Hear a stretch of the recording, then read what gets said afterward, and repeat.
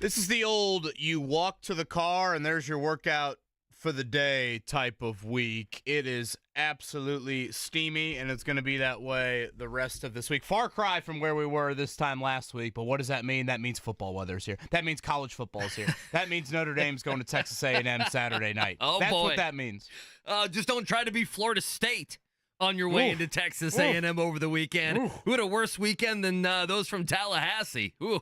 And they're used to the heat that we're having. You know, tonight, I was going to mention this to Mark for rejoins. Is it Pearl Jam tonight at Ruoff? Oh, really? Oh, that's going to be... Wow. A lot of beer is going to need to be consumed to keep you cool on a night like tonight. Is JMV going out there? Come on, JMV. That lawn's going to have a lot going around there, to say the least. Good Monday morning to you. I'm Kevin Bowen. That was the voice of Andy Sweeney. Mark Dykton on the ones and twos. The great Joe Wright's going to join us here coming up in the 7 o'clock hour. I think really just a perfect person to have on a day like today, not only to look back a little bit at what he witnessed as he was alongside Matt Taylor in the radio booth down in Cincinnati for that preseason finale on Thursday, but Joe has lived what the next 36 hours is going to be like for a lot of players around the NFL, and that is family, don't call me. I don't want any calls here in the next 36 hours. I want to show up to practice Wednesday afternoon and be on the 53-man roster. But that's not the reality, and the Colts have actually already started to make some cuts, and I would say maybe a name or two of note on that list we'll get to here coming up in a bit. So Joe's going to join us, again, coming up here a little bit later in the 7 o'clock hour, and then we'll just nerd out with George Bremer from the Anderson Herald Bulletin. He'll join us coming up at 8:30, longtime cover of the Colts. He's always very keen with his 53-man roster. I'm sure you will, Andy, what as well. What are you with, if he's keen, what are you with yours? What would we use to describe yours? JV Keen. He is on. Varsity. He is locked in. He's varsity, okay. So we'll throw a bunch at him on that end. So that's what a little bit of our Monday looks like. And I would say an important one for the Fever tonight coming up at 7:30. Is it Ronnie Harrison Jr.? Is that the one that surprised you the most from over the weekend? Given that he's just got so much run? Some had some love for the kicker, right? They wanted to see the Notre Dame kicker make the team. Well, Shane Steichen and the Colts wanted to see your boy Spencer Schrader kick the other night there in Cincinnati. Yes. Yeah, again, no idea why you needed to kick Spencer Schrader if you're just going to cut him some 48 hours later. But yeah, I would say Ronnie Harrison Jr. would fall on that list. And, you know, it's probably a reminder, I guess, of a couple things. First off, you can't forget about special teams, and we can get a little bit of this a little bit later in the show, exactly of what that means. But also, you see some interesting moves here, like on this Monday, even tomorrow, you're going to see it as well. And then these guys are back later in the week. And with Ronnie Harrison Jr., he immediately becomes a free agent. Right. So you don't expose him to waivers because he's been in the league for so long. Like, you know, is this a bit of an Isaiah McKenzie from last year where, again, you cut him, we all scratch our heads for 24, 48 hours, and then lo and behold, when they get ready for Houston next week, the guy's brought back just based off roster mechanics, just a little bit of gymnastics. So, again, all things that when we get to this calendar period of August 26th and we get to this Monday before roster cuts, some of this stuff we never discussed throughout the year, it becomes a little bit more prevalent.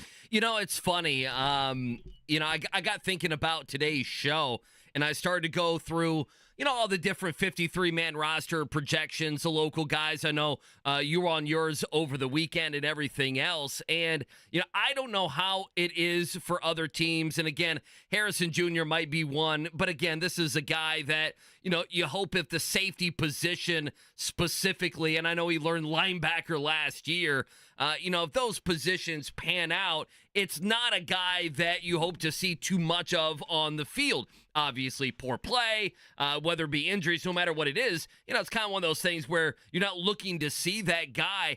I got to be honest, this is probably, I don't know how you feel about this. I feel like there's just not a lot of hot take decisions the next 36 hours coming from the Colts. Do you feel that way? I mean, are we down to a Danny Pinter, Dalton Tucker conversation? Does Isaiah Land end up making the 53-man roster? Does that mean Taven Bryan doesn't make it? Are you team Young at defensive back with Jalen Simpson and Micah Abraham, and that means a guy like Darrell Baker would not be on the team? What am I missing? I mean, to me, those are the 3 and 4 things I guess I'm looking out for. I just don't, the average Colts fan probably is not going to be moved too much if they wake up and Darryl Baker isn't on the team. Does that make sense? Like, to me, it feels like we got accomplished what needed to be accomplished in training camp. Is, for better or worse, we basically know the characters that are going to be on the team this season. Sure, they may go out and put a waiver in for somebody, but me and you both know that number's going to be low, right? Didn't we send it at 1.5 last week? And didn't we both take the under? I think a lot of it would be with Chris Ballard. You don't really know the ramifications immediately. And by that, I mean this. When a couple of injuries arise inevitably during the season out of position, now all of a sudden the guys that we are debating today, they rise to the occasion. They become more relevant for you. And again, sitting here on August 26th, these might seem like a bunch of back burner topics and who really cares. Right. But then lo and behold, you claim a guy like Kenny Moore, and he becomes a side-of-the-building player for you on Lucas Oil Stadium. You claim a player like Jack Doyle, and he becomes an outstanding, 10-year pro for you. So it's a little bit of like the headlines don't jump off the page at you here, but then either with waiver claims starting tomorrow, or I should say starting Wednesday, or just cuts in general and injuries that do occur at said positions, you probably just don't know. Like, you're one injury away from Darryl Baker Jr. potentially playing a lot of snaps. Right. Do you want him out there, or do you want a rookie like a Jalen Simpson or somebody like that out there? So, again, in the here and now, Jelani Woods would probably be the biggest storyline. By all accounts, it doesn't seem like Josh Downs is going to be an IR candidate, which is great news for him playing early in the season here. Again, if you go on injured reserve, you're out for at least 4 games. So, yeah, I don't think you're going to see anything earth-shattering, but a lot of it is you could look back on this date 3 weeks, a month down the road and be like, they did keep that guy. Right. And or now we got he's a guy on playing Wednesday. 50 snaps for you in a meaningful game. So those are some things to keep an eye on. And it's probably another reminder, and again, Joe can speak to this better than certainly we can. Practice squad money is great money. Practice squad money, if you're able to be on the practice squad for the entire year, you're making north of $200,000. That is great money for 4 months, 5 months of work. What's better than being unemployed? 53-man roster money. That's a little bit different. Is a lot different. Yeah, it's a lot of money. League minimum is, $800,000, $900,000. So for these guys, being on the 53-man roster versus the practice squad is monumental. And again, the practice squad rules have changed a lot since Joe played. But that is something to keep in mind. So again, we'll hit on that here. Joe going to join us coming up at 7:30. Well, let me ask you that. Who is the most bubblicious player right now as we sit here at 7:08 a.m. on Monday?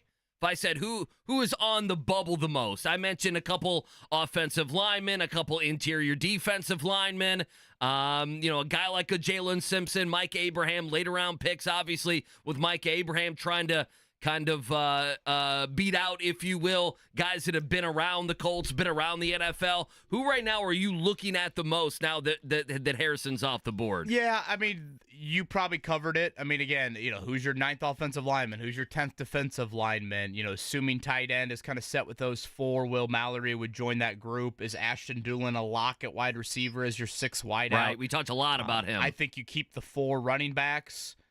Is Sam Ehlinger going to be cut for the first time in his NFL life? Is that happening tomorrow? And again, to your point, Andy, I would say there's a lot of people in the car being like, who cares if Sam Ehlinger is cut? Anthony Richardson goes and gets hurt week 1. Right. Sam Ehlinger is your backup. Yeah. Again, that's why it matters, right? This is the reality of it, of like, yes, in the here and now. I mean, by all accounts, the Colts are decently healthy. I know a lot of people look at Samson Ebukam and Josh Downs and be like, oh, boy. I mean, there's a chance Downs plays in week 1. So you lost 1 starter. Now, you lost him for the year in Ebukam. But, for the most part, you got 21 to 22 starters. Again, it's unfortunate that Juju Brents continues to miss practice time. But Shane Steichen says he will be out there coming up next week, or at least that's the hope. It's a question I maybe will throw George's way when he joins us coming up at 8:30. It's not necessarily related to roster cuts. Well, it isn't related to roster cuts. For week 1 in the Houston Texans, would you rather have Josh Downs or Juju Brents? I mean, I'd probably rather have Juju Brents. Yeah. I mean, I hate saying it. Josh Downs is a better player right now, but Juju Brents, who I guess is not going to be out there this week either. Shane Steichen made it sound like he'd be good for next week. I mean, that's a 3-week injury, is it not, that he's had with his nose? Unless I'm forgetting someone, I'd probably put Juju, unfortunately, atop the list of guys that have missed, maybe Jelani Woods or Braden Smith, of guys that have missed the most practice time for the Colts over the last year and a half. Oh, there's without a doubt. Yeah, and without a doubt. Again, it's a variety of injuries. It's not just necessarily one injury. So, that will be a storyline. And, I would probably agree with you on that. Downs certainly is the better player. But, when you're facing that passing attack, that's something to keep an eye on. And you mentioned Steichen, whether it be a lot with these injured guys specifically, and we'll play the sound coming up on a morning check down here this morning. But with Josh Downs, I don't know. There's a chance he plays week 1, but with Shane Steichen, I never can get a good read on him. We've talked about this on the air. I never can get a good read on him as it pertains to injuries. Right? Well, he's progressing. It's like that sort of thing with Downs. I can't get a good read if he's going to be back in 2 weeks or a week and a half here. I can't. I mean, Shane's never going to be truly honest in those sessions. He is of the umpteenth belief that anything I say is going to be taken against me in terms of competition. The opponent is watching and listening to everything. Yeah, basically. And anything I say, it's going to be that way. Even yesterday when he gets asked, a question specifically in relation to Anthony Richardson's footwork, and it's, oh, no, I think his footwork's great. And, you have his QB coach on, Will Hewlett, who we've on several times. He's mentioned, we've got to marry the footwork to the arm better. That's something that his own quarterback coach has been very upfront about. That was one of the first things he said to us. So I think that's just how you're going to get Shane in those press conference settings. So less than 2 weeks away from the season opening up. And again, tomorrow, 4 o'clock, roster cuts are due. We'll go over the 9 names the Colts did cut, release. We'll explain a little bit of that language here coming up in a bit. You consume any of the fever on Saturday night as they lose at Minnesota? Yeah, just a little bit. It's kind of disappointing. Bad start, too many turnovers. Would they have 15, 16 turnovers in the game? You just can't turn the ball over that much.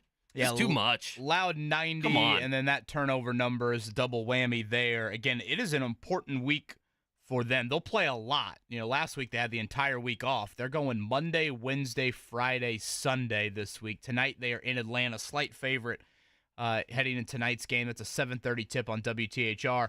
And why I say it's an important week, they play Atlanta tonight. They play Chicago on Friday. Those are the 2 teams right below them in the standing. So they still have a 2-game cushion in the loss column on Atlanta and on Chicago. And if you're able to hold serve, I mean, you really, really have got to fall on your face the rest of the way to miss the playoffs. If you lose to Atlanta tonight and or lose to Chicago coming up on Friday, now you've cracked that door a little bit for those teams to potentially come into the playoffs there and take your spot. Still in good position, but again, those are important games for the Fever tonight. They will have 1 home game this week. That'll be Wednesday with the Connecticut Sun. Can I ask you this? And this is not a hot take for me. I am trying to figure out, you mentioned the WNBA. I was watching some stuff this morning, early in the morning. I was telling the fellas earlier for our listening audience, something yesterday did not set well with Andy Sweeney's stomach. I don't know if it was all the beer and bourbon consumption at the, what do they call it? The Feast of Lanterns over the weekend. Did you happen to go to that? No. I thought you might have been there at Spades Park over the weekend. All right. I was not. No, I thought you might have been there. I'm more nervous about what's not sitting well. I mean, the bathroom's only 2 doors away. Yesterday, if you're eating lanterns, I could see why you have an upset stomach. Yesterday was not a good day. I don't know. Now I'm all like, you just worn out, you're tired. So I'm watching WNBA highlights and everything, and they're talking about Angel Reese. I went back and looked at some of her stuff. She's got 3 straight games above 20 rebounds. Did you know that? 3 straight games. No, I had no idea. But did you know how many are on? I mean, someone has got to compile this number. Mark, we talked about this one day when KB was out. The amount of, like I asked this, is Angel Reese really that good? Is she really that good? She just rebounds her own damn misses, KB. Have you not seen these highlights from the last 3 games? She will get 3 and 4 rebounds. She just chucks it up there, grabs the rebound, and looks at the statistician and says, chucks it up is the perfect way to describe it. It's the Dennis Rodman. She will get 4 rebounds. Like the other night, I think it was last night, she got 22. And SportsCenter went through on 3 different possessions and counted the misses that she had where she rebounded her own miss. I figured you would like that. I do remember the last time the Fever played them. Like, theoretically, when you think of a player like Angel Reese, like a good post player, you think like high field goal percentage. Yeah, she's the opposite of that. No. It's like a low field goal percentage, but just like, I guess, knows where all of her misses is. And so that'll be Friday. Fever and Sky. Again, the lone home game this week coming up on Wednesday. I did consume a good amount of Florida State, Georgia Tech. I consumed a lot of Florida State and Georgia Tech. I feel like if you are and this doesn't apply to those two teams, but like Delaware State, Hawaii, New Mexico and Montana State. Yeah. If you are these programs, why are you not saying, we'll play in week 0? We'll play week 0. Sure. You can have all the idiots like us who are so desperate for football sitting there and watching it. Oh, we were locked in. I watched 2 quarters of New Mexico and Montana State. Like, how pathetic is that? Did you really? I'm actually surprised by that. I mean, that is so sad. It really is. I mean, Florida State, Georgia Tech is at noon or 3:30 or 7:30 on a normal Saturday afternoon of college football. You're watching how much of that? Well, I mean, you're not watching the entire thing. I'm watching the final drive. Dialed into the thing. What a bad weekend for Florida State. Boy, it was a reminder. Weekend. It's a good weekend for the Big Ten. It was a reminder of just how little, and I was happy that Florida State lost just because I'm tired of them kind of running their mouth and acting like, whatever their ACC opponents are, a bunch of Division I AA teams. It's a reminder of if you're not in one of the big 2, Big Ten, SEC, you just have no margin for error. I mean, like the analytics they popped up there at the end of the game, their playoff chances have gone from 52% to 25%. Wow, I'm surprised it's even 25. Other years it'd be 1%. Well, you could still win the ACC. Yeah, you could still win the ACC and get in. But like, if you are Clemson, if you are Florida State, I mean, Notre Dame falls into this category. If you're one of the Big 12 teams, I mean, who's the favorite in the Big 12? Oklahoma State, probably. Utah. Yeah, Utah, Oklahoma State. Yeah. If you are these teams, one loss like that, like if you were to go out and let's just play out this. Let's say Ohio State had Iowa week 1. Iowa might be the equivalent to Georgia Tech, kind of like a middle of the road, maybe a slightly above middle of the road conference opponent. If Ohio State loses to Iowa, we sit there and just be like, man, that's just the Big Ten. Oh, it's just brutal.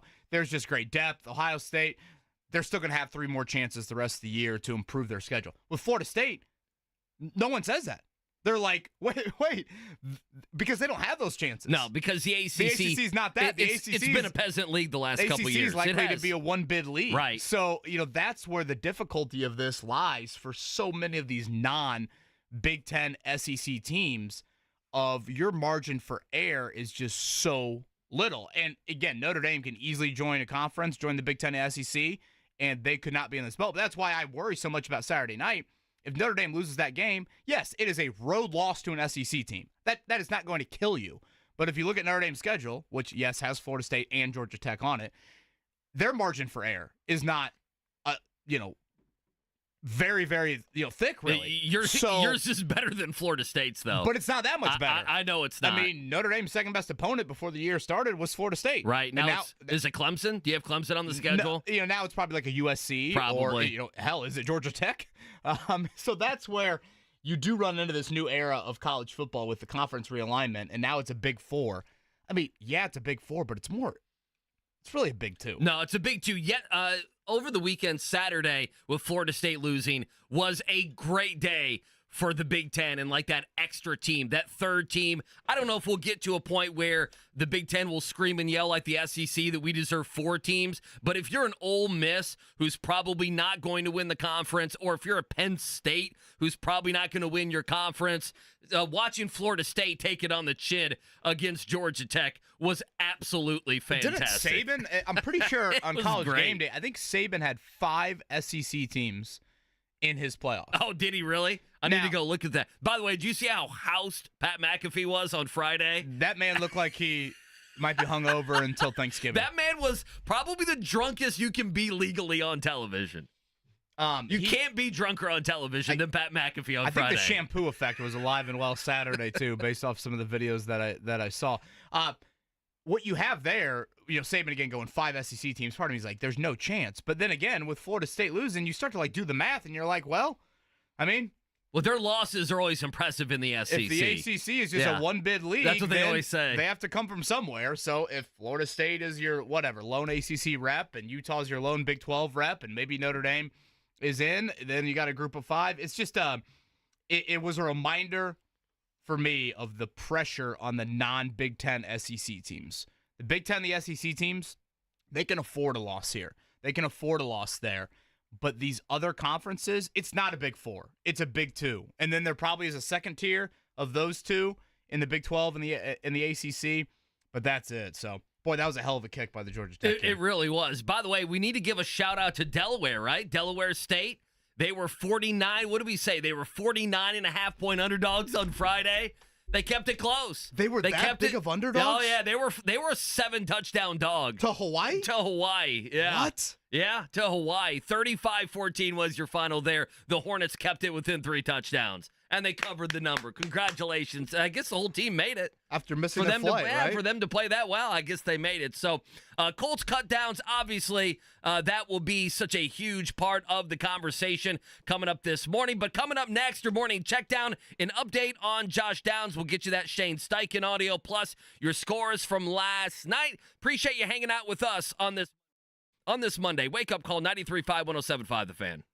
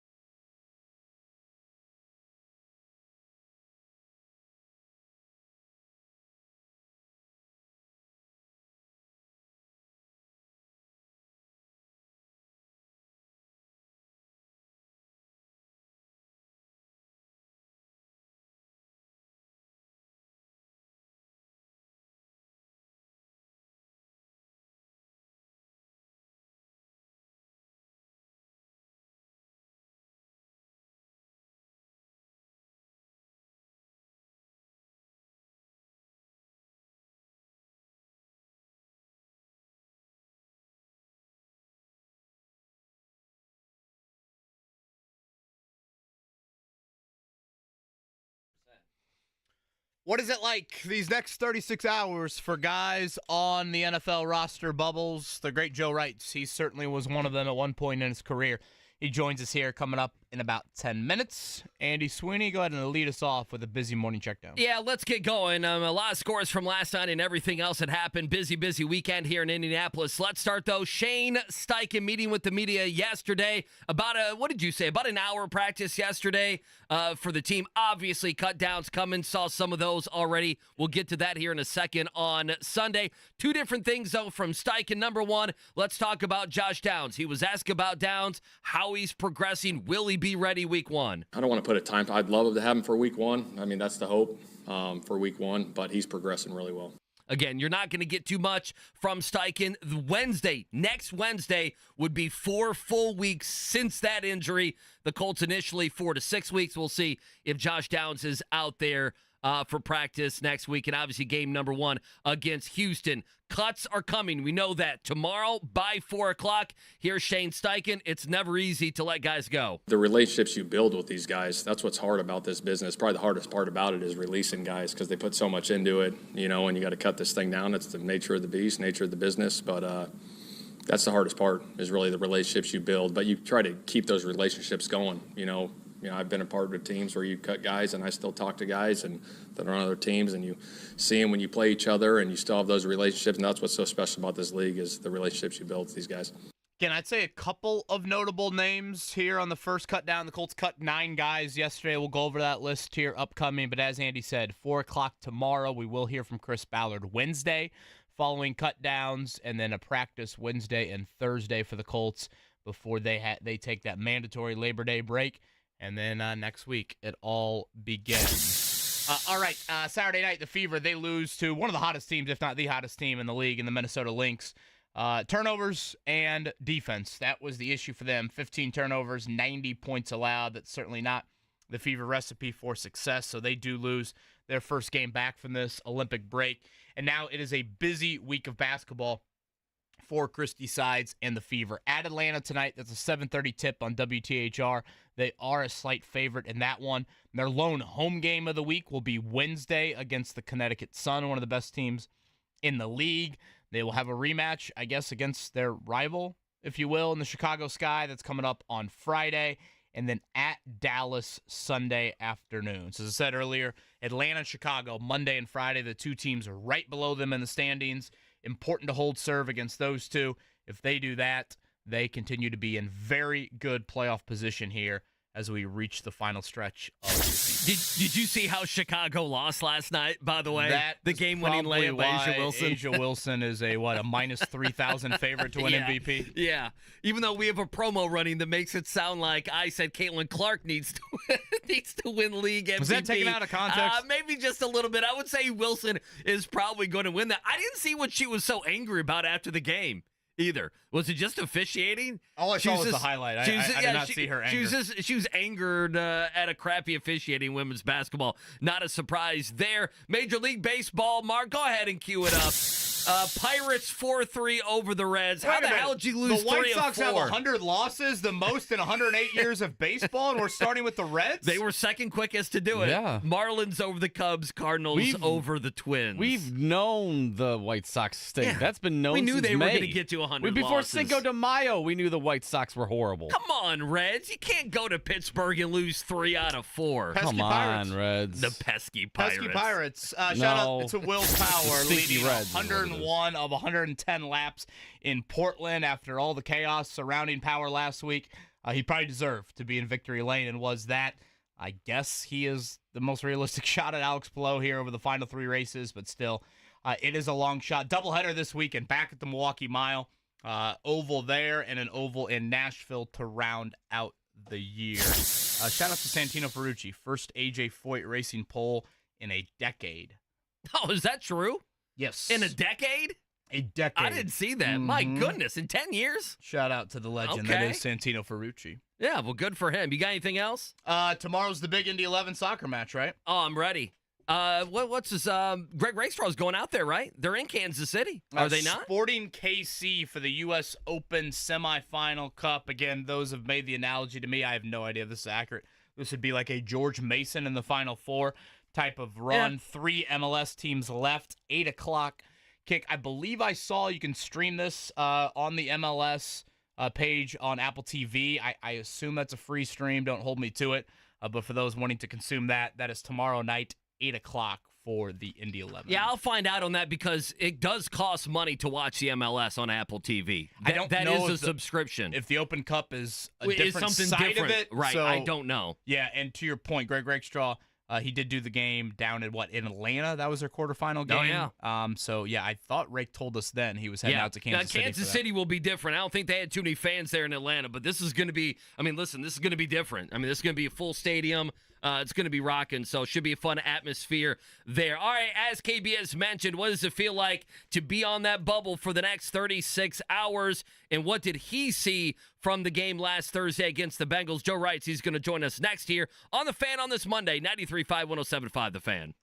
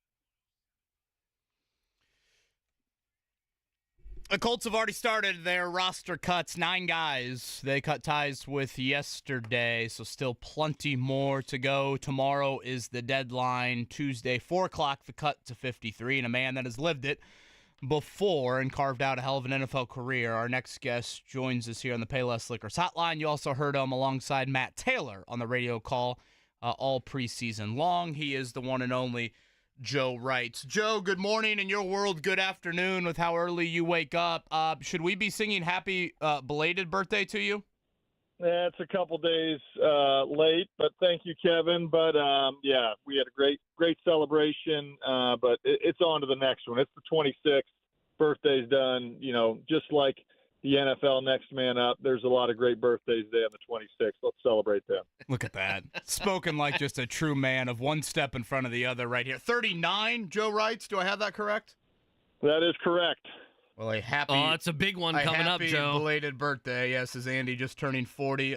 Good luck here in this final year in your 30s. If you don't mind, could you take us back to a little over a decade ago and what this day, this 36-hour window was like for you? I don't know if I'm going back to Baltimore days, early Indy days, but for a former guy that was certainly on the bubble at one point in his career, what is it like?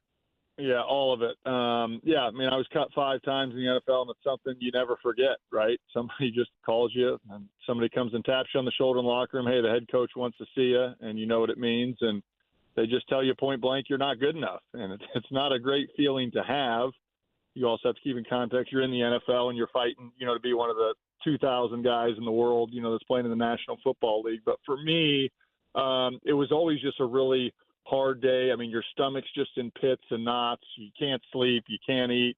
You're just waiting for that, which is this year, Tuesday at 4 o'clock. And am I going to get that phone call? And I think for me, so all these guys for the Colts right now, I know there was some released yesterday, but to me, there's really 2 phases. It's one, okay, I got cut, but are they going to bring me back on the practice squad? Or for a lot of these guys, am I going to get cut and is my dream done? And so I think it's such a crazy time. And, these guys, they're the best in the world, and you work your whole life to try to make a spot, get to the NFL. And I think for me, that first year when I finally earned a starting job with the Colts and knew I was going to be on the 53-man roster, it was just a great celebration. But I feel for all these guys right now, fellas, and there'll be a lot of people hitting the waiver wire coming up tomorrow afternoon. But I also think it's important to know, and sometimes guys don't know this early on in their career, and I had some issues with this too. You make the 53 initially, like I did in Miami one year, and then the next day they bring somebody else in and you're 53 or 53 on the roster and you get cut. So know that not just the Colts, but all these NFL teams, you're going to see a lot of churn in those last 3, 4, 5 guys on that 53-man roster, probably throughout the first couple weeks of the season. Yeah, the Colts have been certainly known for about a handful of roster moves in that first week, as Joe mentions. Again, Joe Wright's with us here, Payless Liquors Hotline. One more on this front, Joe. I know the practice squad life has changed a lot, since you were on it. It's certainly grown. It's now a 16-person practice squad. But I think the common NFL fan knows little about what practice squad life is like. So for you, when you were on the practice squad, what was the weekly routine like? What was game day like for you? Yeah, for sure.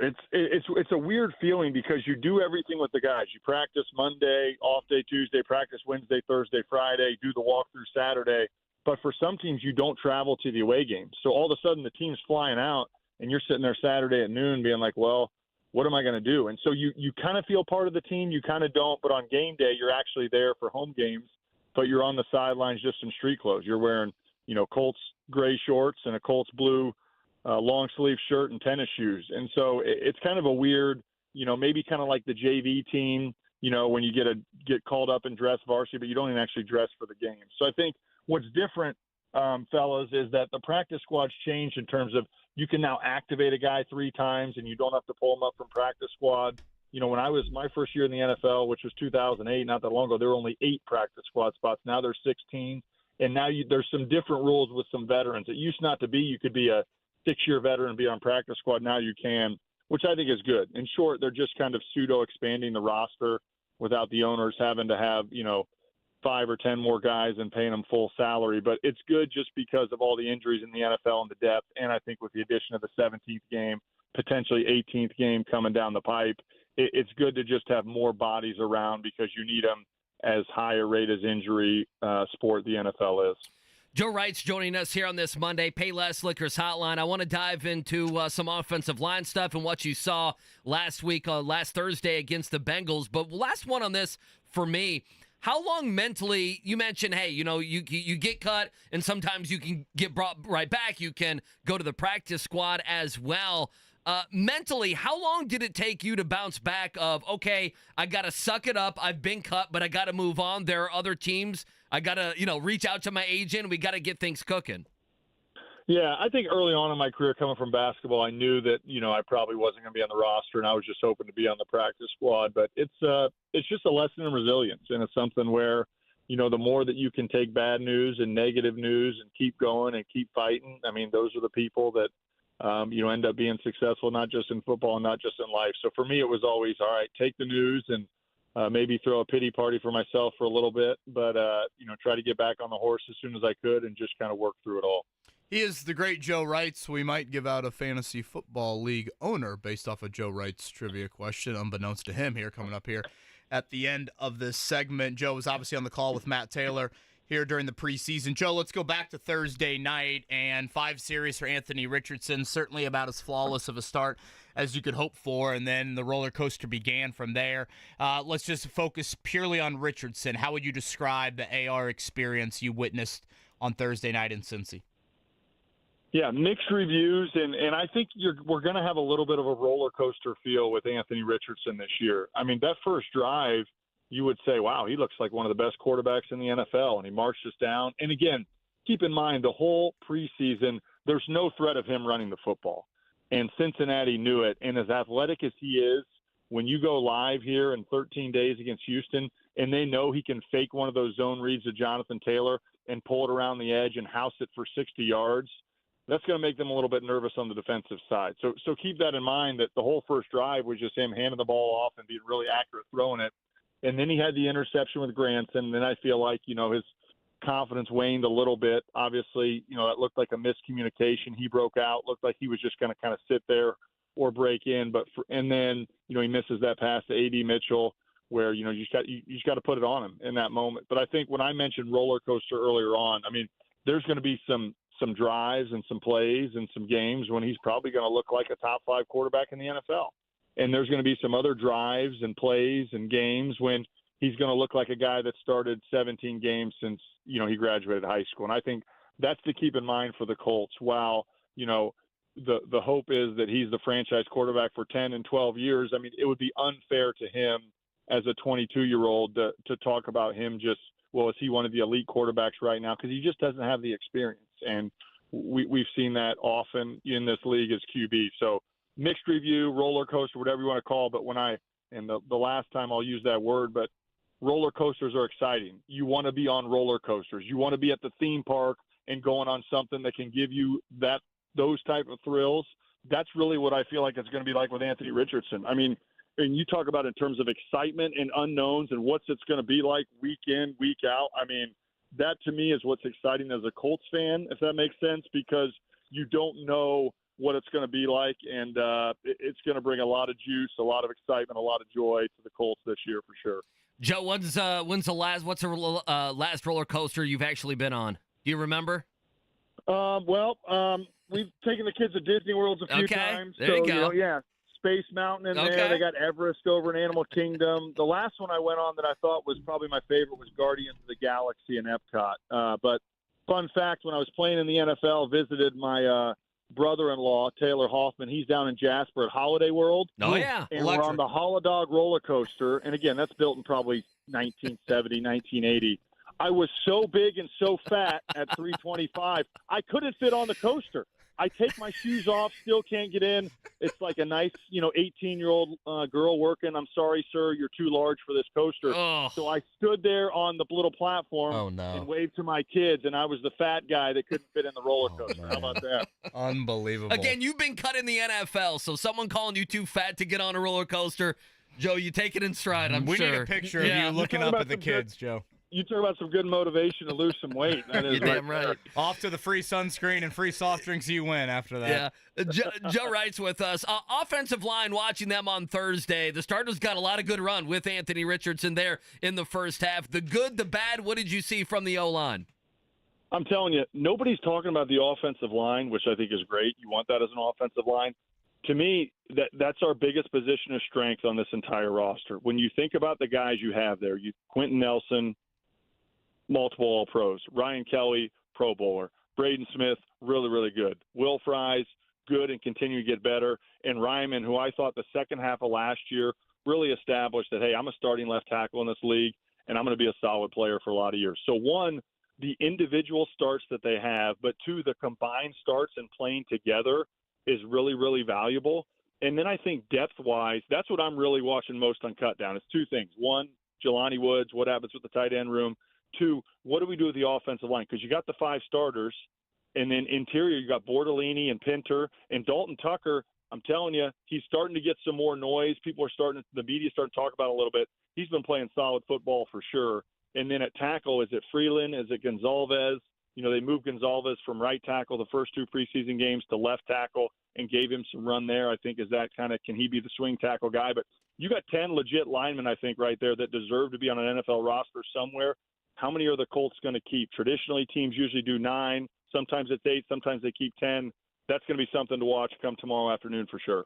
Joe, last one from me, and I think the only argument I would have there is I would say maybe your D-line has potential to be the bigger strength, and I thought we saw a flash of that Thursday night in Cincinnati with DeForest Buckner and Latu. I know it didn't go down in the stat sheet, but to me it looked like a combo sack just with what Buckner was able to do maybe initially, and then Latu kind of finishing off Rocky Lombardi on that sack. What does that do as an offensive lineman when you see both the team's top rushers on the same side, i.e. Buckner over the guard, Latu over the tackle in that situation? Yeah, it's not exciting when you're over there trying to block those guys. Great, bring all your studs over to our side. But I think as an offensive lineman, you got to do different things in protection. You either got to slide the center left, so now that it's 3-on-2, you got to keep a running back in to be an extra blocker. You got to chip, bone, whatever you're going to do with the tight end. So it creates a lot of problems. And Kevin, to your point, I think it's a good one. The D-line, I would argue for sure, it's a great point, is another strength for this Colts team. But what I will say is, you look at a lot of NFL franchises, they would say we have a good defensive line. You look at a lot of franchises, they will say, we need offensive line help. Really good offensive line play is harder to come by in today's NFL than good defensive line play. There's a lot of variables to that. So I think the fact that the Colts have strengths, theirs is really good. But I think when you look at it objectively across the board, I think for sure the Colts, offensive line, is going to be a top 3-5 unit in the NFL. And I think the D-line has that potential. One other name I want to give a shout-out to is Tyquan Lewis. I think he's at a tremendous camp. I think he's been really, really good. I think everybody's talking about Latu and Buckner and Grove, and rightfully so. But a little bit of love to Lewis. He was the captain down there Thursday night in Cincy. He's had a tremendous preseason. Yeah, they had the Ohio boys, the Cincy boys, I guess, Tyquan Lewis, Alec Pierce as their captains on Thursday night.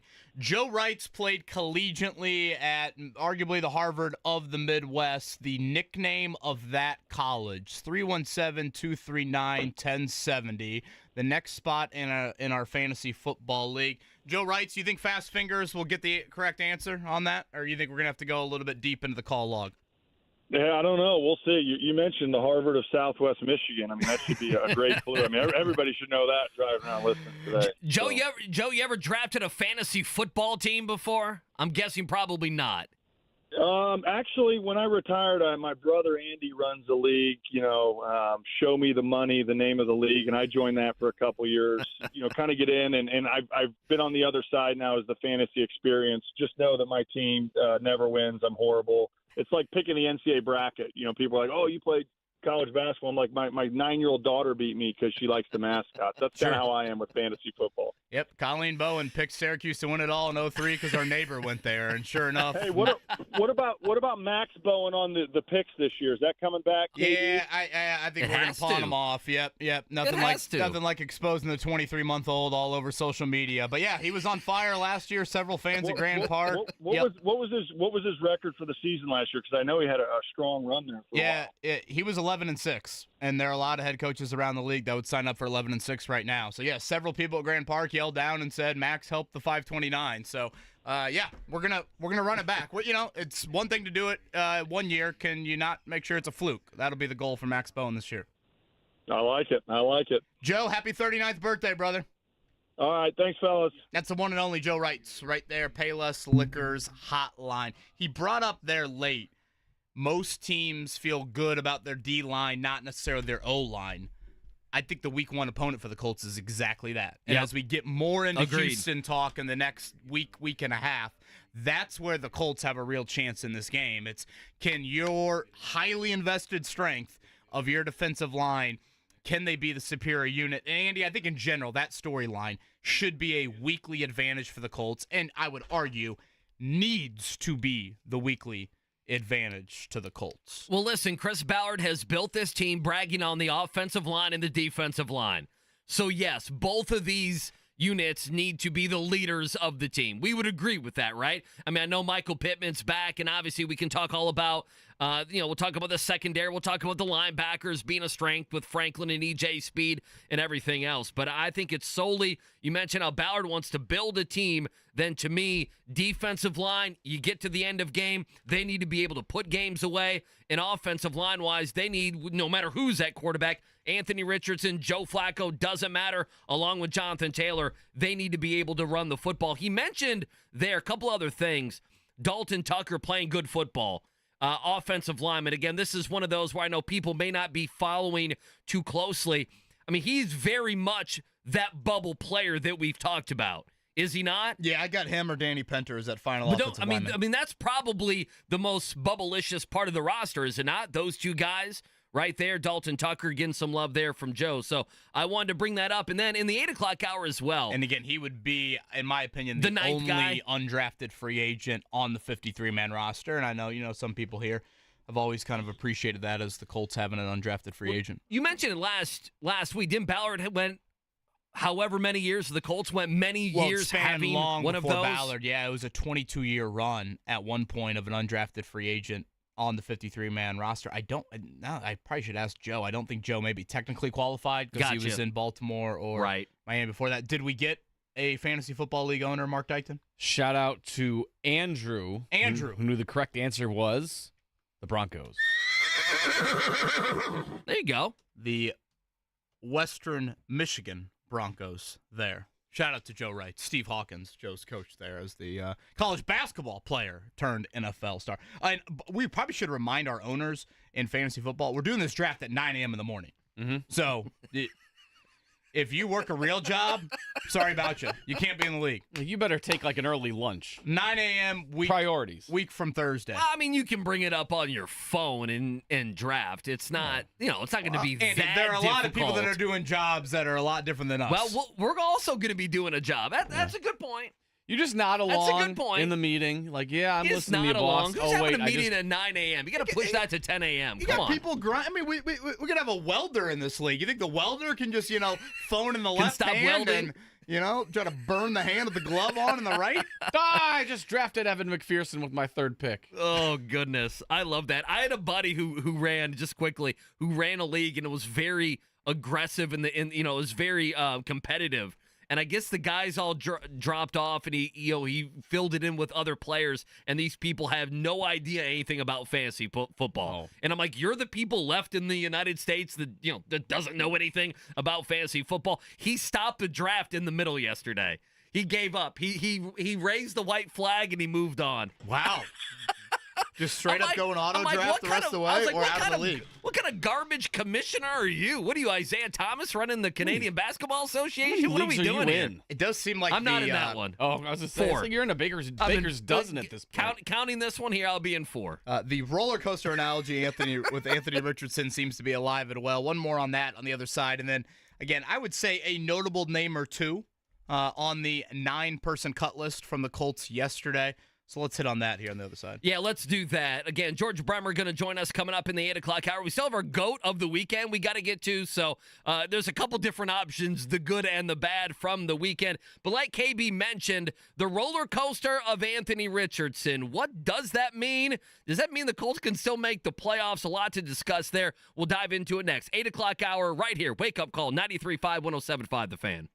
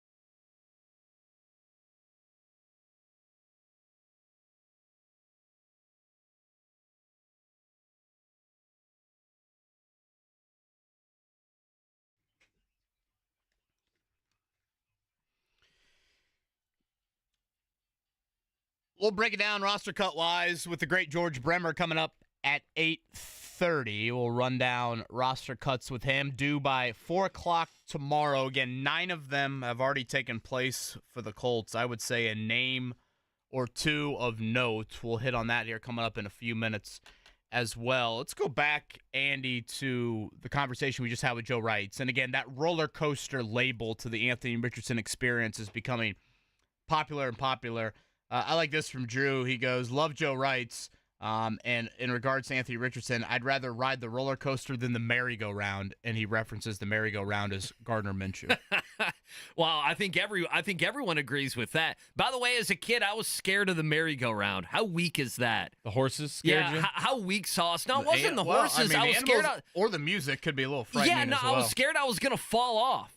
That I was going to be the fat kid that fell off because, there's no buckle or anything. There's no seatbelt like there is on an actual roller coaster. Have you thrown a little gas on the merry-go-round at the Children's Museum? Or no, is that where you say, Nikki, you go in there, and I'm going to stay out here on the bench? We have not done that. We've went to the zoo once, and I don't need to tell you what a summer zoo day looks like. Oh, yeah. Yeah. Oh, if you're not there at opening start time, you might as well. You might as well pack it away. Yeah. You'll be happy to know they do have safety belts on the carousels now. Oh, do they now? Well, yeah. that's nice. I'm like, I don't So Joe Reitz was too fat to go on the roller coaster, he told us, and you're just too frightened of the animals? Yeah, I was just too frightened. But I'm like, you're at the zoo, you're like, I don't want to have to clothesline a parent for my kid to get a glimpse of the gorilla. That's not where I want to be in my life. I'm going to have some animals that are sitting up. down, like they don't go up and down, just sitting there stationary. I don't there know are. if that Maybe we go to those. Isn't there a bench on the merry-go-round or two? There is a bench. You can sit on the bench. You can't get on the bench. Yeah, that's right? weak. That is weak sauce. Anyone's on the bench, you look at them differently, don't you? We did do the hot air balloon at Conner Prairie on Saturday. You said you weren't going to do it. I know. You took the entire family up there? And I caved. Yeah, I caved. I figured that seems scary. Were you sitting down in there? I actually stood up. I thought to myself, if we're all going up, then there's a potential for somebody not to come back. We all gotta band together. You either going to all live together, all die together. Correct. Basically, is what you were saying. Max Bowen scaling the rope in that hot air balloon. I'm thinking to myself, I was dear gonna Lord, say, young child. With young kids, that scares the hell out of me. Rosie has fear. Max doesn't have fear. He doesn't know. Yeah, He doesn't know what's going on. No. Did your palms get sweaty? It was a little bit of the 10 minutes after we got down and we walked throughout Conner Prairie. I was like, damn, my stomach is still in a knot. And it was cool. I'm like, oh, there's Prairie View Golf Course. Oh, there's the corn. I mean, it was cool, but there were some moments I'm like, boy, I feel like the Eminem song. My palms are sweaty. My knees are weak, and there could be some vomit. Well, good for you. But the rest of the family was good to go. Oh, of course. Like you were the one, and everyone else was just on to the next thing. I tried to be stoic, but yeah. But you not weren't. that. Okay. Now, walk me through the roller coaster analogy. If you're scared to be on the roller coaster, you'd rather be in the back than the front, right? Isn't that what they say? Well, I mean, that's what they always say. I feel like the back is worse because you get the whiplash. Yeah, you get the whiplash, and you're going. Some people feel like the back is better. You get the whiplash. Other people want to be, near the front or the front car, so you get when you're tipping over the hill. When you're going over, if you're in the last thing, you're getting the full force of going down, so you're getting the faster pull down. Got it. I thought being in the back, you have people in front of you that have warned you of what it's going to be like. Probably a little bit of both. Okay, well, maybe this analogy doesn't apply at all. Okay. But is it Shane Steichen's job to keep Anthony Richardson in the back of the roller coaster? Do you hear me out on this? Huh. Basically, what I'm getting at. Okay, yeah. Explain it a little bit more. The roller coaster analogy is now off the rails, clearly here. It's Shane Steichen's job to keep him out of the valleys. Yes. Or if keep he's the in valleys a valley. to a minimum. Yeah, keep and the by that, I mean this. Quick valleys. When they played football on Thursday night in Cincinnati, Anthony Richardson, I would argue, was under center more than he's ever been under center in his brief NFL period. He was a drop back passer. He looked like Phillip Rivers out there. Right. Like, that's not what he's doing a week from Sunday. No. At all. So, this is why when you drafted Richardson, if Jeff Saturday was your head coach or Raheem Morris was your head coach, you'd have a lot of skeptics.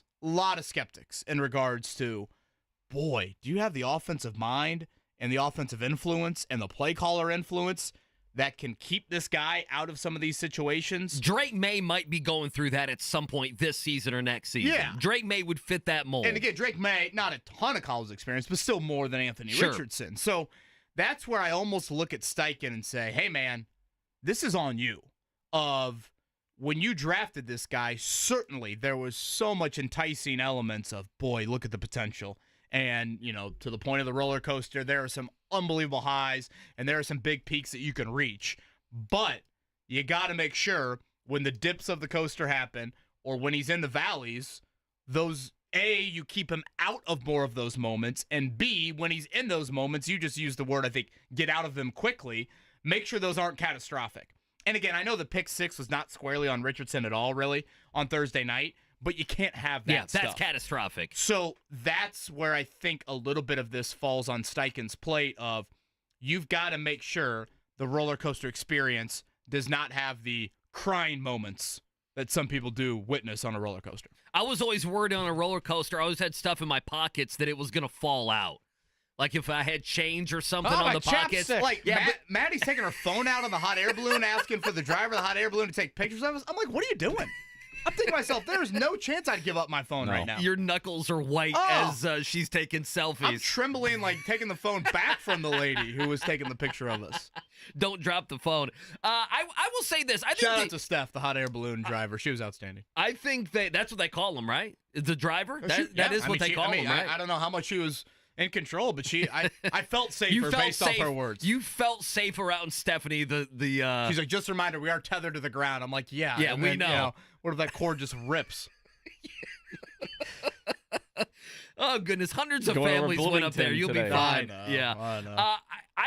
I think there's a few things here that's interesting about the roller coaster analogy, and it goes back to a conversation that we had even last week and that we've had, and that is, truly because of the injuries last year, we don't know some things about Anthony Richardson. For instance, Richardson is going to have down moments this season. He's going to throw a pick 6. He's going to have, there's, if he plays the majority of these games, hopefully he plays all these games, KB, then we're going to sit back and there are going to be games, there are going to be Mondays where we come in here and we say, listen, AR just didn't have it.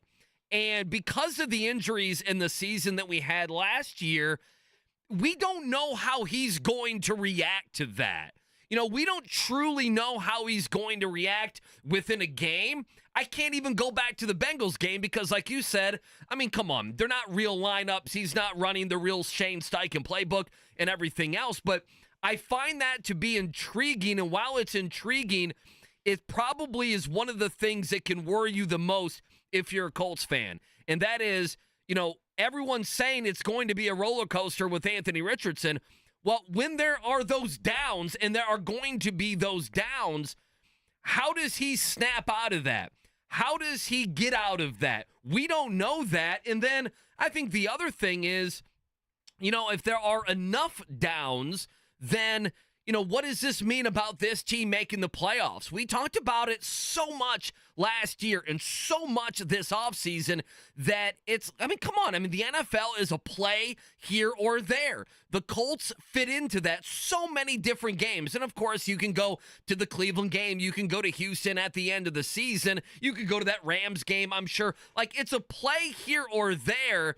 And if Richardson is going to have downs, that play here or there, is that going to be enough to where you're not a postseason team? A lot of these really good teams that end up making the playoffs in the NFL, they have a lot more ups than downs. And you mentioned, is it up to Shane Steichen? It is, but only so much. In the end, it's up to AR. He's the one on the field. The coaching can scheme it up. I think the best example is going back to that first preseason game. They schemed up Kylan Granson open on the right side. AR missed that throw.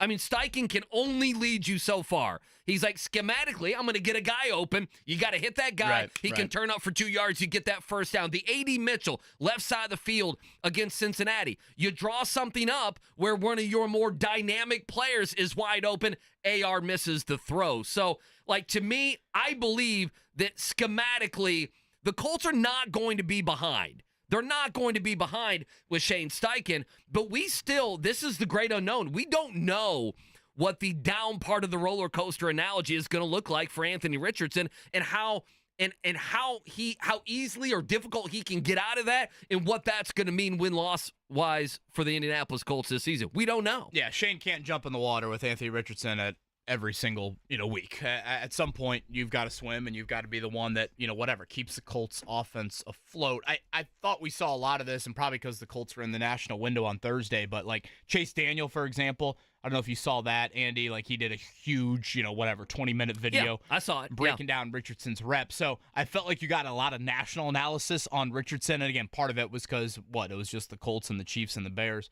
playing that Thursday night game. And so many people were concentrated on Richardson's footwork. And I'll go back to something we shared in the opening segment. When we have had Will Hewlett, his quarterback's coach, on, he has mentioned that to us of, that was one of kind of the first things of we've got to marry the footwork to what is up top for him. Because when you're such a gifted thrower and his arm strength is absurd, you just naturally don't think your lower body matters as much. And so if you look at some of the erratic throws that he did have, or has had, I think you can point to some of the footwork stuff. So, again, I know we're probably getting a little deep into the weeds on Richardson himself. Steichen brushed it off yesterday, and I didn't know what to make of that, And honestly. again, how much is that just Shane wanting to protect his player at all costs in public settings? That's probably where some of it is. But, those are things to keep an eye on. Let's go over, the Colts did start to make roster cuts yesterday. They waived and or released 9 players. And just to remind everybody the different terminology on this, when you waive someone, I believe it's 3 or 4 years that they have been in the league at most. So you're talking about a lot of rookies, a lot of first and second year guys. When you waive them, they are then exposed to waivers. And the waiver priority is ranked 1 to 32 based off last year's record. So the Colts would fall right in the middle of the pack of that category. And 32 teams have a chance to claim that player. When you release a guy, he is a veteran. He's been in the league for long enough that he becomes a free agent right away. So just to explain that language a little bit, I want to say 4 of the guys they cut yesterday were released. 5 of them were waived. I would say of note, for those that care, they did waive the other kicker. I know I couldn't believe how many people asked me about Spencer Schrader in the aftermath of Thursday night, the kicker out of Notre Dame. Boy, I'm really glad they got Spencer Schrader those kicks on Thursday Night Football just to go ahead and waive him 48 hours later. Again, it further proves, and there has to be a reason why, and we'll never know the reason why because they'll never tell us, and they'll never tell us the truth, KB, but they hid Matt Gay on Thursday. They hit him in the second half, and I still don't know why. And people have asked me, is he hurt? Well, he kicked the first kick of the game. He's not hurt. He kicked the 33-yard extra point. Yeah. So you would theoretically, if he's hurt, he's not kicking at all. Yeah, if he's hurt, it's a preseason game. You're not going to run him out there at all. I mean, if we came out, he's got a hamstring, well, why is he kicking in the first half? Like, there's no answer to that. If a kicker's injured, if any player's compromised, you don't put him out there in a preseason game. That's not it. So this just adds to the confusion for me, certainly, on why Matt Gay did not kick 56 and 41, I believe, were the field goal attempts that Spencer Schrader ended up getting in that game. Got to let Schrader get some tape out there for other NFL teams. They were doing him a solid. He's not Spencer Irsay. It's Spencer Schrader. There's no need to. That's the only reason I could think of. Serve him on that end. The biggest name, I would say, on the release list was Ronnie Harrison Jr. And he's a guy that I had on the team. I know. I'm surprised. Why? On paper, I am confused by it in the sense of this. He's a versatile defender. He started a game at linebacker and safety for you last season. Gus Bradley's spoken very highly of him at different parts of the offseason. So part of me is like, that is a valuable guy on your 53-man roster. I mean, versatile defenders are coveted. You can only dress 46 of them. So when you get into a numbers game on, game day, it's important to have guys like that. Now, okay, let's look at it from the Colts side of it. Why would he not be on the team? They view Trevor Denbo, another safety, as like a key special teams player. He's like the personal protector, when you get in the punt formation, the up back, the guy that's making out the calls. Denbo has been that. So I'd assume this means that Denbo is definitely on the team as your 4th safety. And then, and this is where it gets confusing with roster cuts, but by releasing Harrison Jr., he immediately becomes a free agent.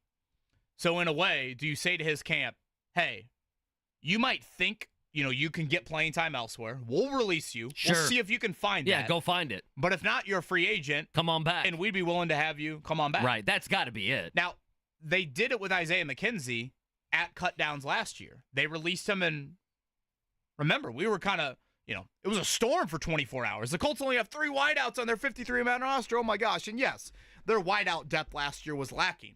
But when they got to play Jacksonville week 1, Isaiah McKenzie and Juwan Winfrey were both on their roster. So this is where it gets confusing. Over the next week, Andy, there will be moves where at times you look at the 53-man roster and you're like, wait, that makes no sense. But a lot of this can be the gymnastics of veterans, free agents, who's exposed to waivers, who's not.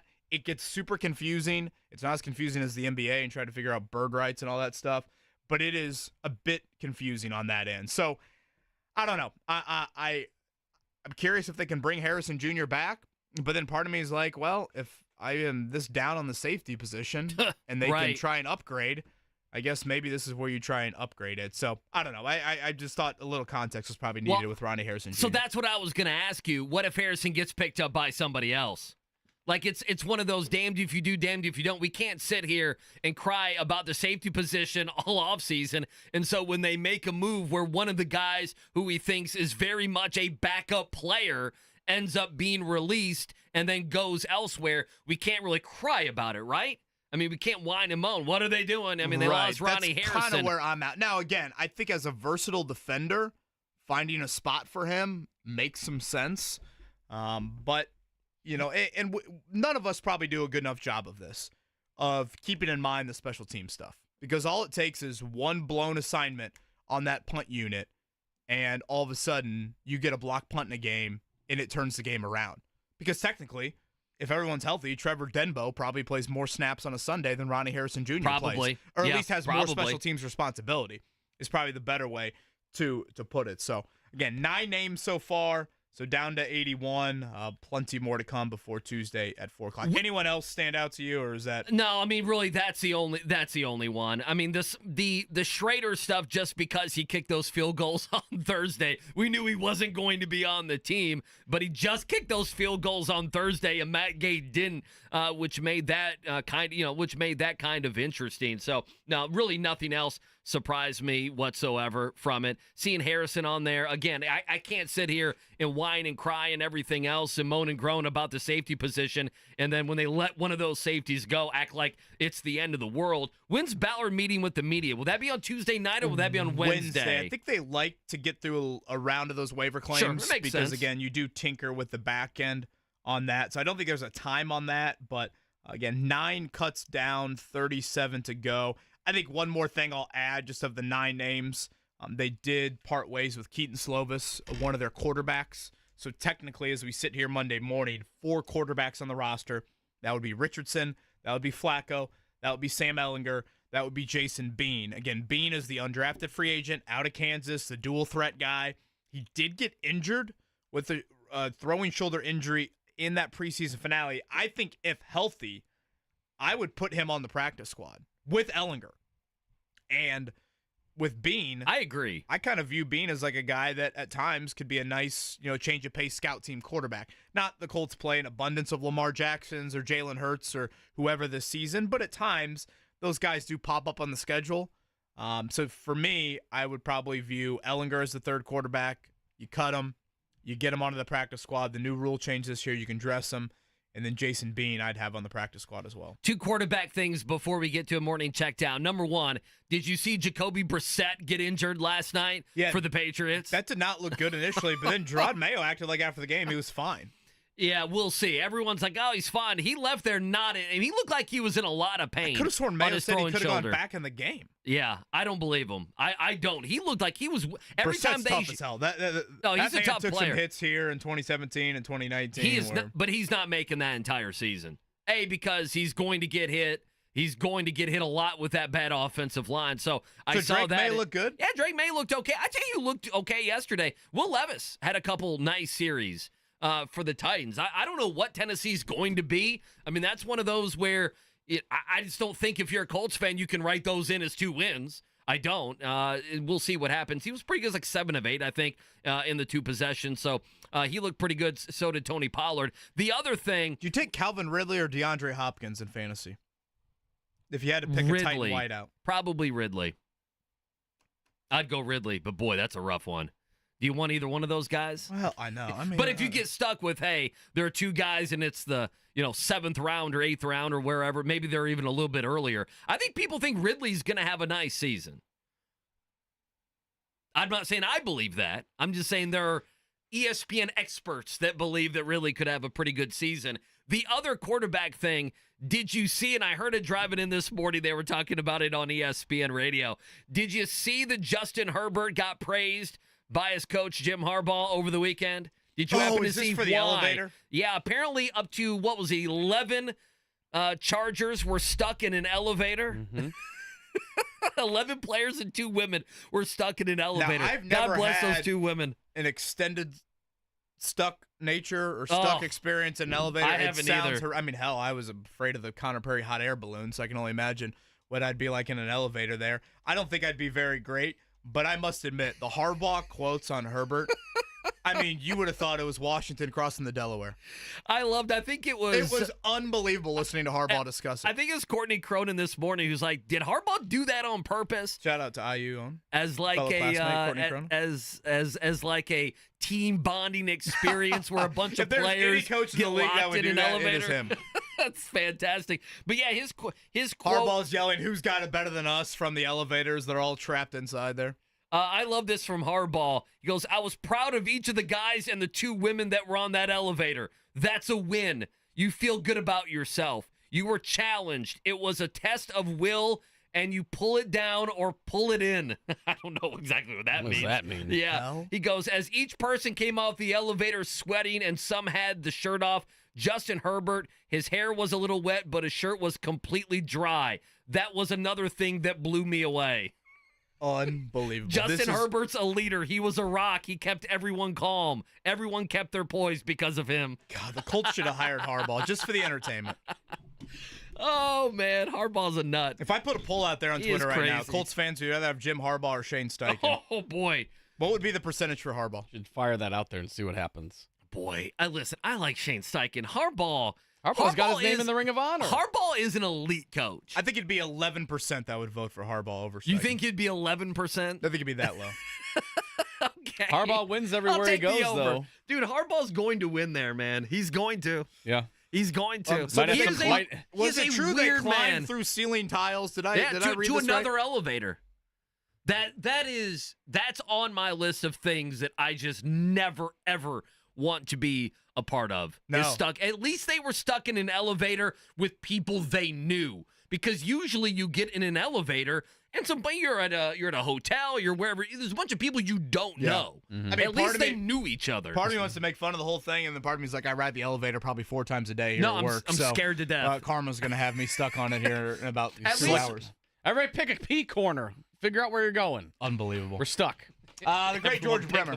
Corner. Roster cuts. That's just a great, vivid image here to imagine. I mean, it's a great point. Everyone's thinking the same thing. He joins us in a little over 5 minutes. Let's go ahead and check it down. The Morning Checkdown on 93.5 and 107.5 The Fan. If Shane Steichen were stuck in the elevator, would he still give us 8-second answers at every one of his press conferences? I would love to know that. Let's start there with the Colts. Obviously, we've been talking a lot about it. Cuts coming up tomorrow at 4 o'clock. Besides the cuts, what can be done this week? Prepping for Houston, obviously kind of a dead week besides cuts in the NFL. Steichen was asked that yesterday after practice. Here's what he had to say.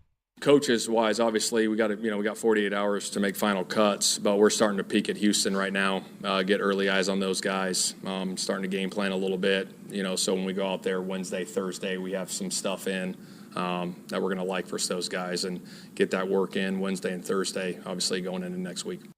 Yeah, we mentioned Chris Ballard will meet with the media coming up on Wednesday, so we'll have that. Trey Sermon and Juju Brents both hope to be back, obviously, next week, getting ready for the Houston Texans. Still up in the air. Josh Downs improving, but we still don't know 2 weeks out whether he's going to be available September the 8th. All right, tonight it's a 7:30 tip in Atlanta for the Indiana Fever. They did lose Saturday night in Minnesota. 15 turnovers, 90 points allowed. Certainly not the recipe for a road win over really one of the hottest teams in the league in the Minnesota Lynx. So 13-16 on the year, the Fever. Again, they are a slight favorite tonight in Atlanta. It's a busy week. At Atlanta, home to Connecticut on Wednesday, at Chicago on Friday, at Dallas on Sunday.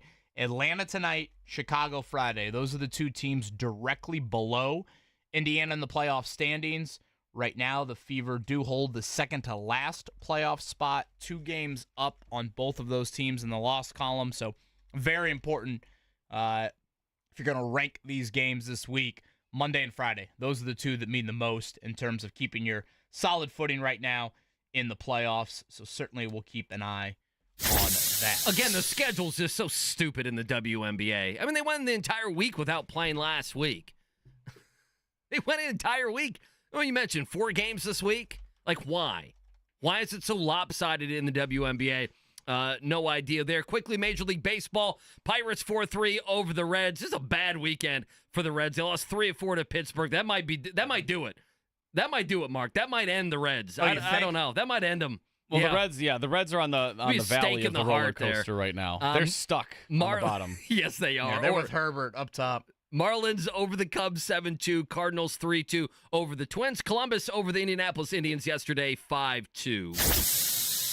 Week 0, Florida State, they get upset by Georgia Tech. That was certainly the highlight, and you were happy that Delaware State covered Hawaii. Is that right? Yeah, I might have had a little bit on that, but I lost. I thought Florida State was going to win. Florida State was minus 400 on the money line to win that game. Noon 400. Kick for Ryan Walters and the Boilers this Saturday. Rossade taking on the Fighting JMVers of Indiana State. IU, that is a 3:30 kick against FIU. I believe I've seen that line right around 3 touchdowns for that one. And Notre Dame, I would say definitely the marquee game here of Week 1 at Texas A&M. They will be starting a true freshman at left tackle in that game. Their offensive line, which usually has been very stout over the years, 6 total starts among their expected 5 starters of that group, hence why they are an underdog in College Station. I did love the Colts put this thing on Twitter where they're like, who's going to win the college football championship? And, of course, all the players put on for their school. So Anthony Richardson's doing the Florida chomp. I'm like, bro, they might get 5 wins this season. They've got Miami.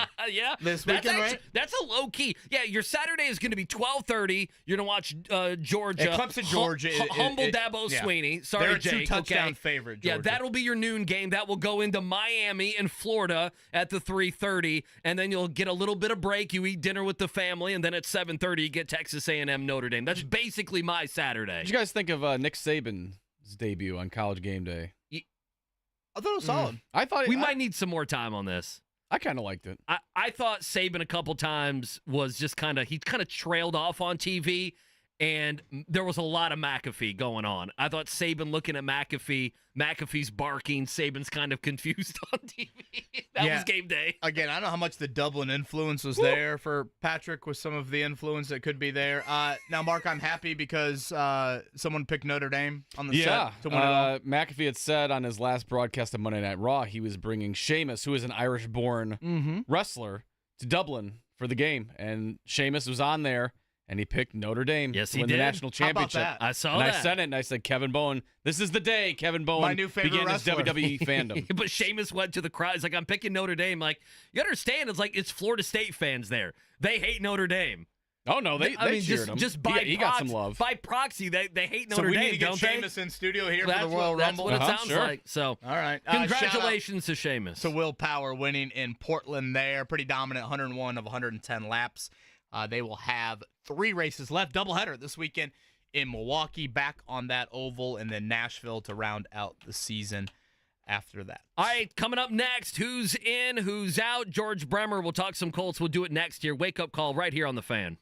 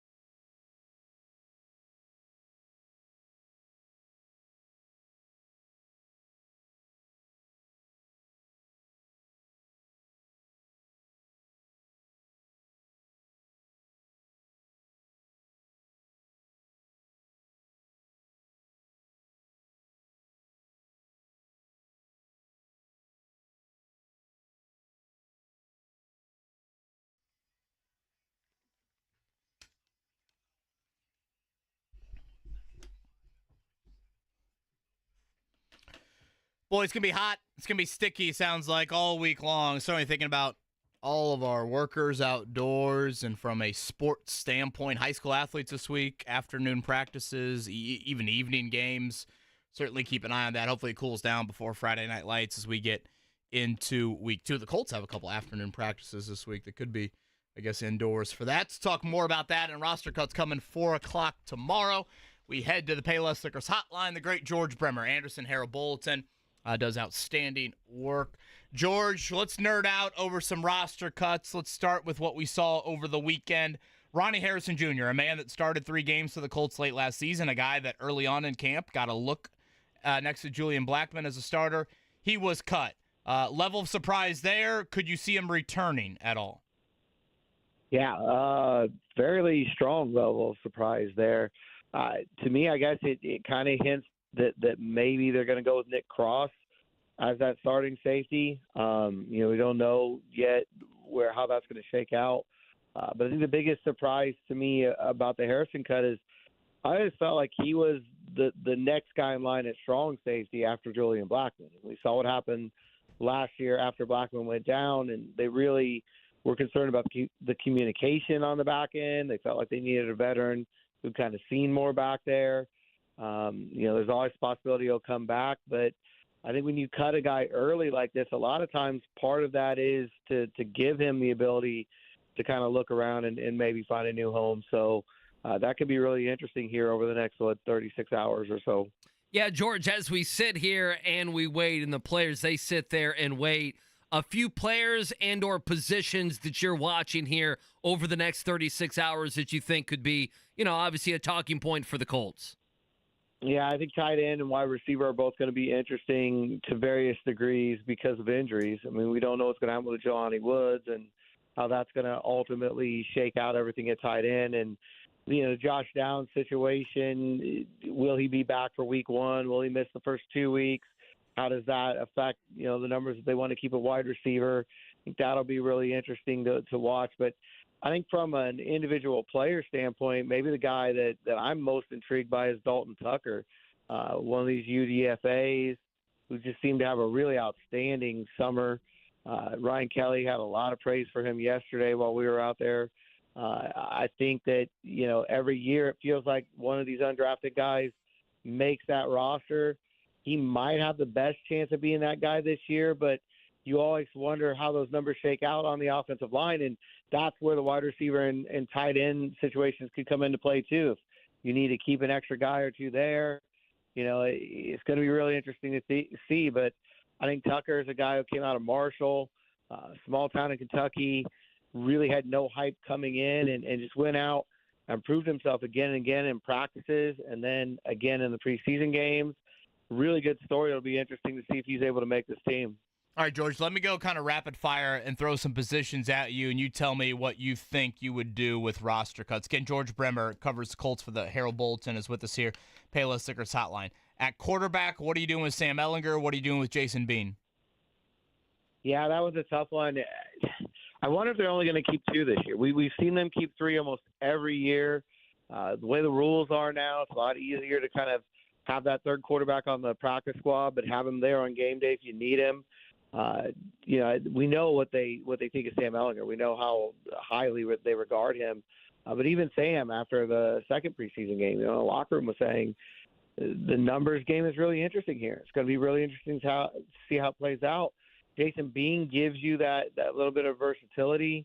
I know that they've given him a tiny look at wide receiver, or at least want to. Does that help him make the practice squad at least? If it's up to me, I'm only keeping one of them, and I'm doing it on the practice squad. I mean, if I'm making the cut right now, I'm only keeping 2 quarterbacks on the 53. Okay, running back-wise, you're keeping all 4. That would be Jonathan Taylor, Trey Sermon, Tyler Goodson, Evan Hull. Yeah, I think especially with the injury to Sermon, I know that he was back out there a little bit yesterday, and Shane Steichen said the hope is that he's going to be out here next week and be ready to go week 1. But with him being banged up here right at the end of training camp, I think it probably makes the most sense to keep all 4 of them. Okay, and then tight end, you hit on this a little bit earlier with Jelani Woods, but to me, I feel like the decision's kind of already been made. You could put Jelani on IR.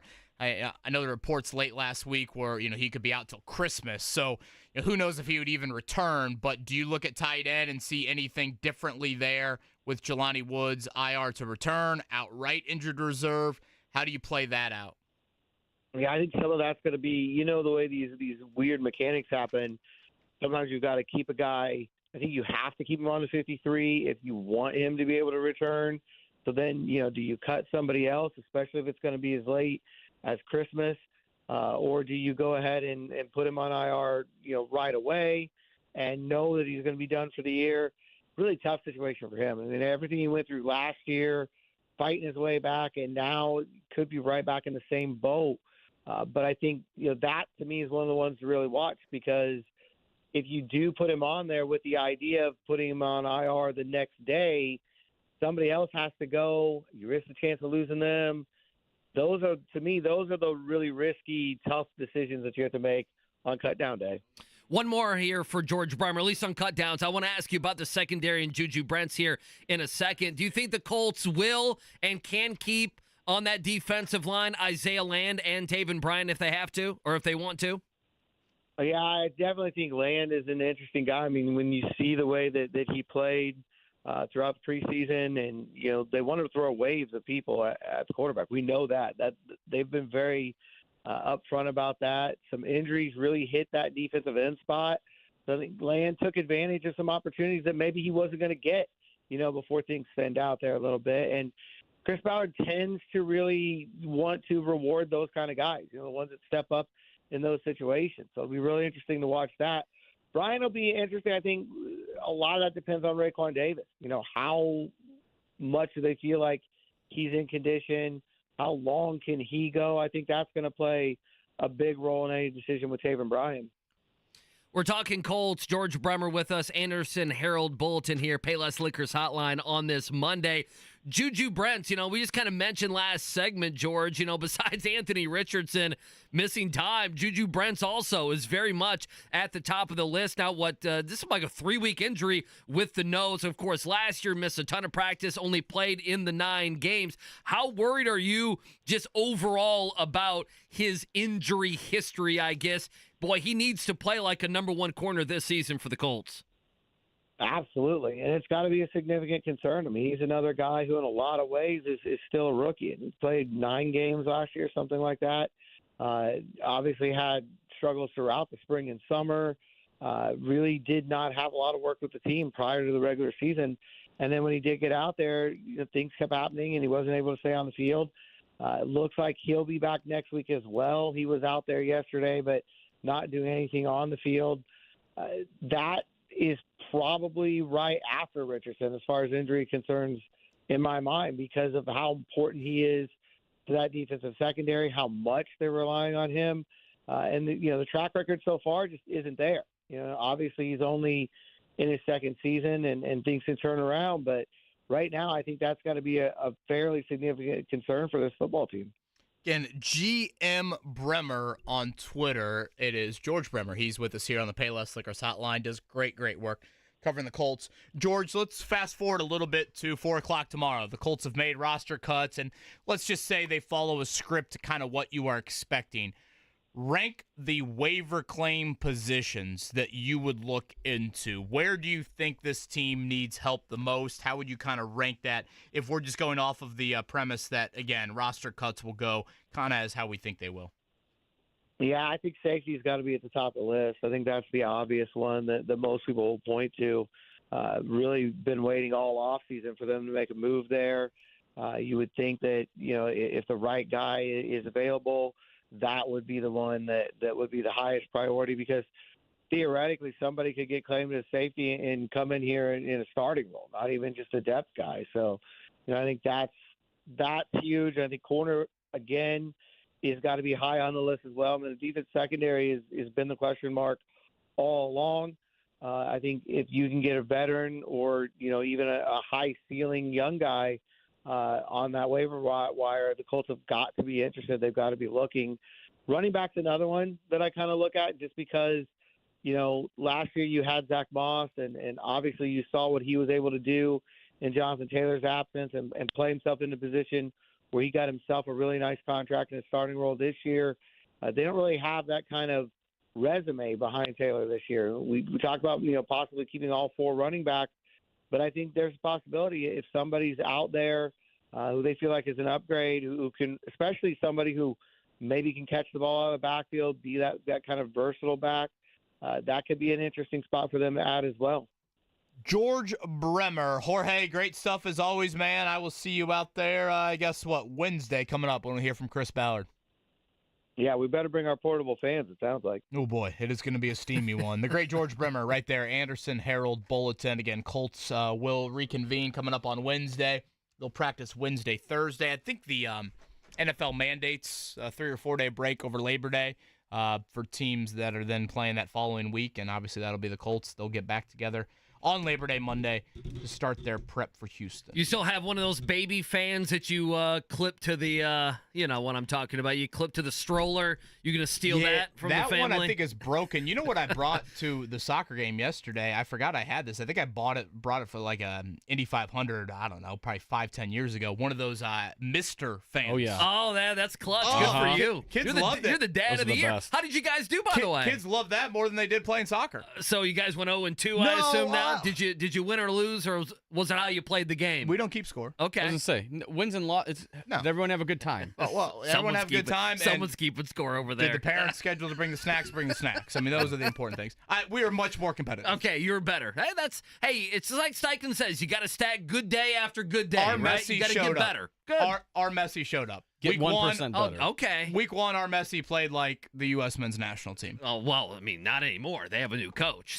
Settle down, Week Kevin 2, Bowen. Messi was Messi. Messi was Messi. And that's what we needed. Waiver claim positions. If I threw that question your way, just toss it to George. Where would you go? It's I know. It's hard not to go safety. Of Chris Ballard has often not necessarily gone position of need with waiver claim. Sure. He's more gone with who did we love in the draft? Right. And who just got cut. And I bring up Isaiah Land. Last year, the Colts did not need really a lot of defensive end help per se.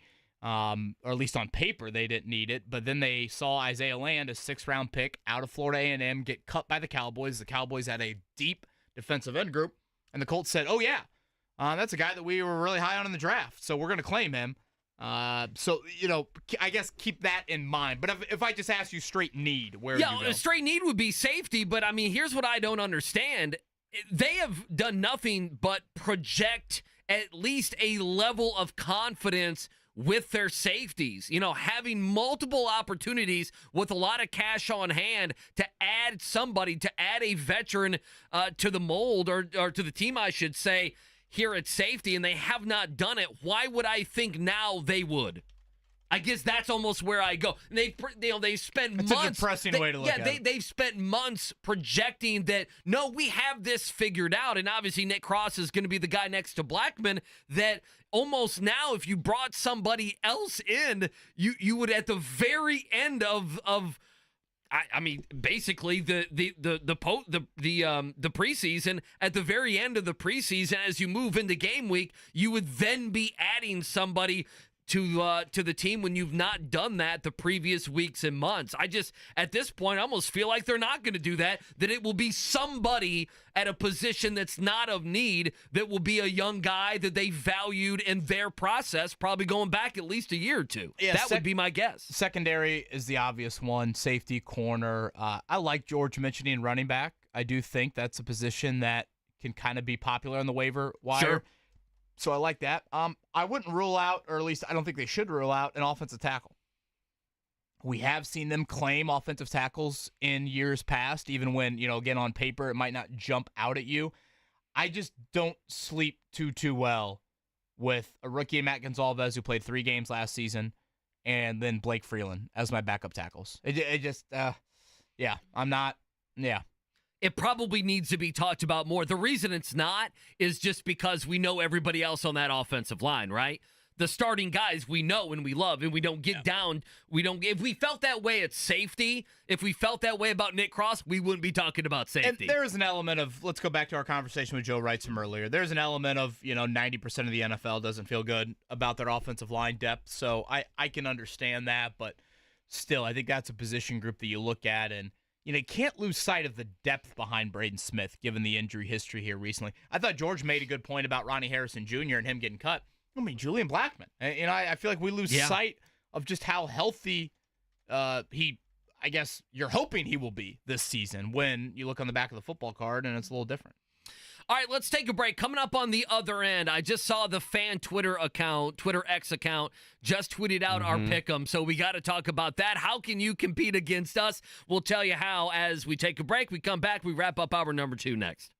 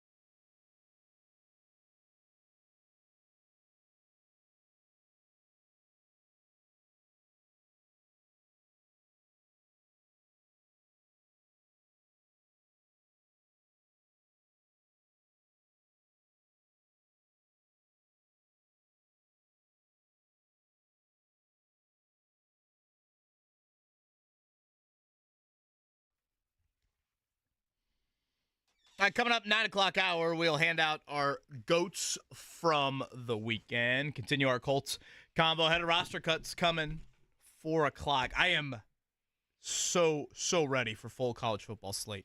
Saturday was a tease, but it was an unhealthy tease. Like, I can't be watching New Mexico and Montana State for 2 hours. I know, you can't. And the week 1 slate isn't great, but watching Florida State gag their season away week 1, and I don't hate Florida State fans like everyone else does. I know they whined and cried about not making it, but I'm sorry, you would have whined and cried too. And by you, I mean you, Kevin Bowen, or anybody else who had a team go undefeated, win their conference championship, then not make the Final Four.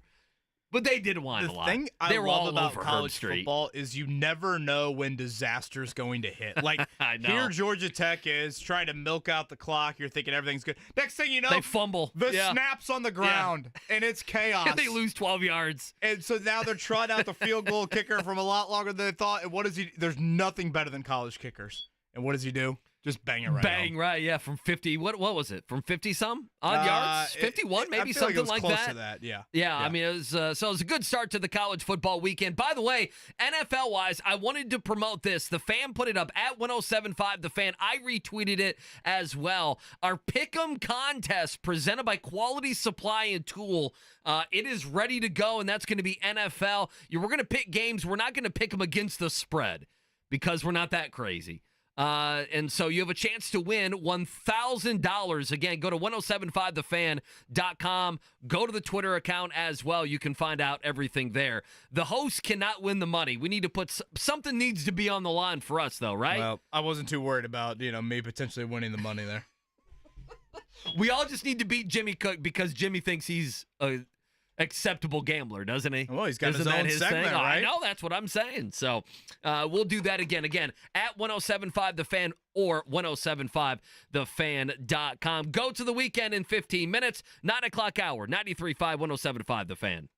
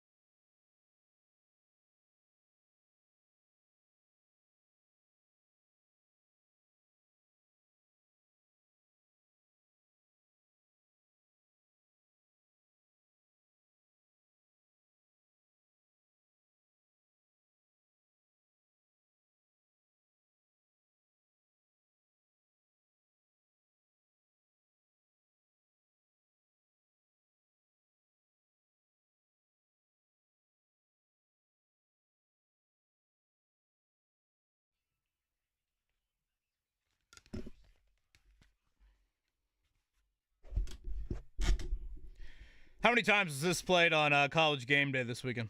Oh. Between that and the Jelly Roll theme, it's going to be season long, my friend. It will be season long. Who's this? Shabuzi. Shabuzi. Oh, okay. A bar song. Yeah, it is a bar song. Is this? That's the name of it. Oh, okay. I was about to say, it does sound like something you would hear in the bar. This is the summer anthem. You imagine how many times this is being played on college campuses right now?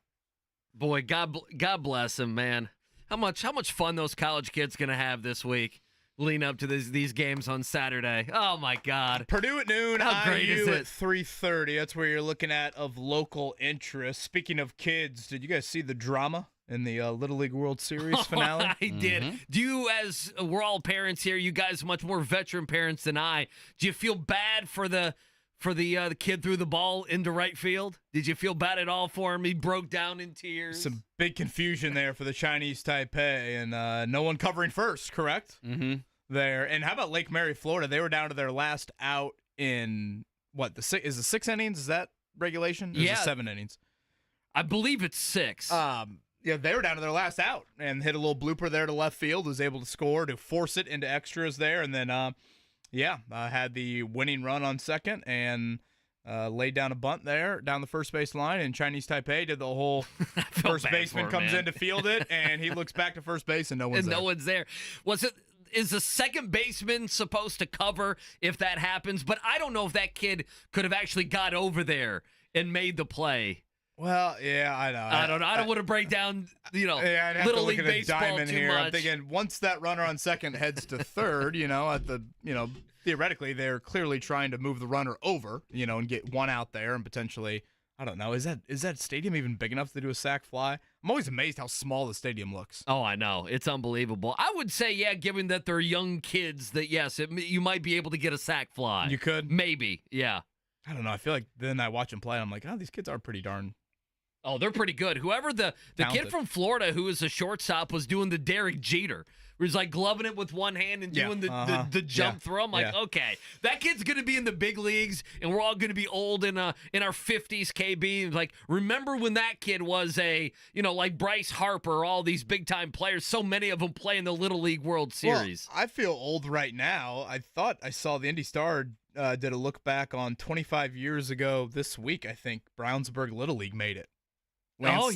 Lance Lynn and company. Sure. I mean, hell, that's kind of right up my alley from an age group standpoint there. So, Lake Mary, Florida. Good for them. Capturing the Little League World Series there. Did you see their coach? Their coach is nuts. Taipei. Yeah. Just going crazy on the sideline. Yeah. I get it, man. He gave a Harbaugh motivational speech. He did. And, Mark, speaking of Harbaugh, you went with the poll? Oh, boy. Mark, what are you trying to do? You weren't doing it, and people were demanding it. So I was like, all right, I'll put it out on the show page. Let's see where we're at. Alert the audience of what you've done. So this came up because of the Chargers players getting stuck in the elevator and Jim Harbaugh being very excited about it. And so you said, would Colts fans prefer Shane Steichen, who's kind of, a short quote, or would you want the energy, enthusiasm of a Jim Harbaugh coaching the Colts?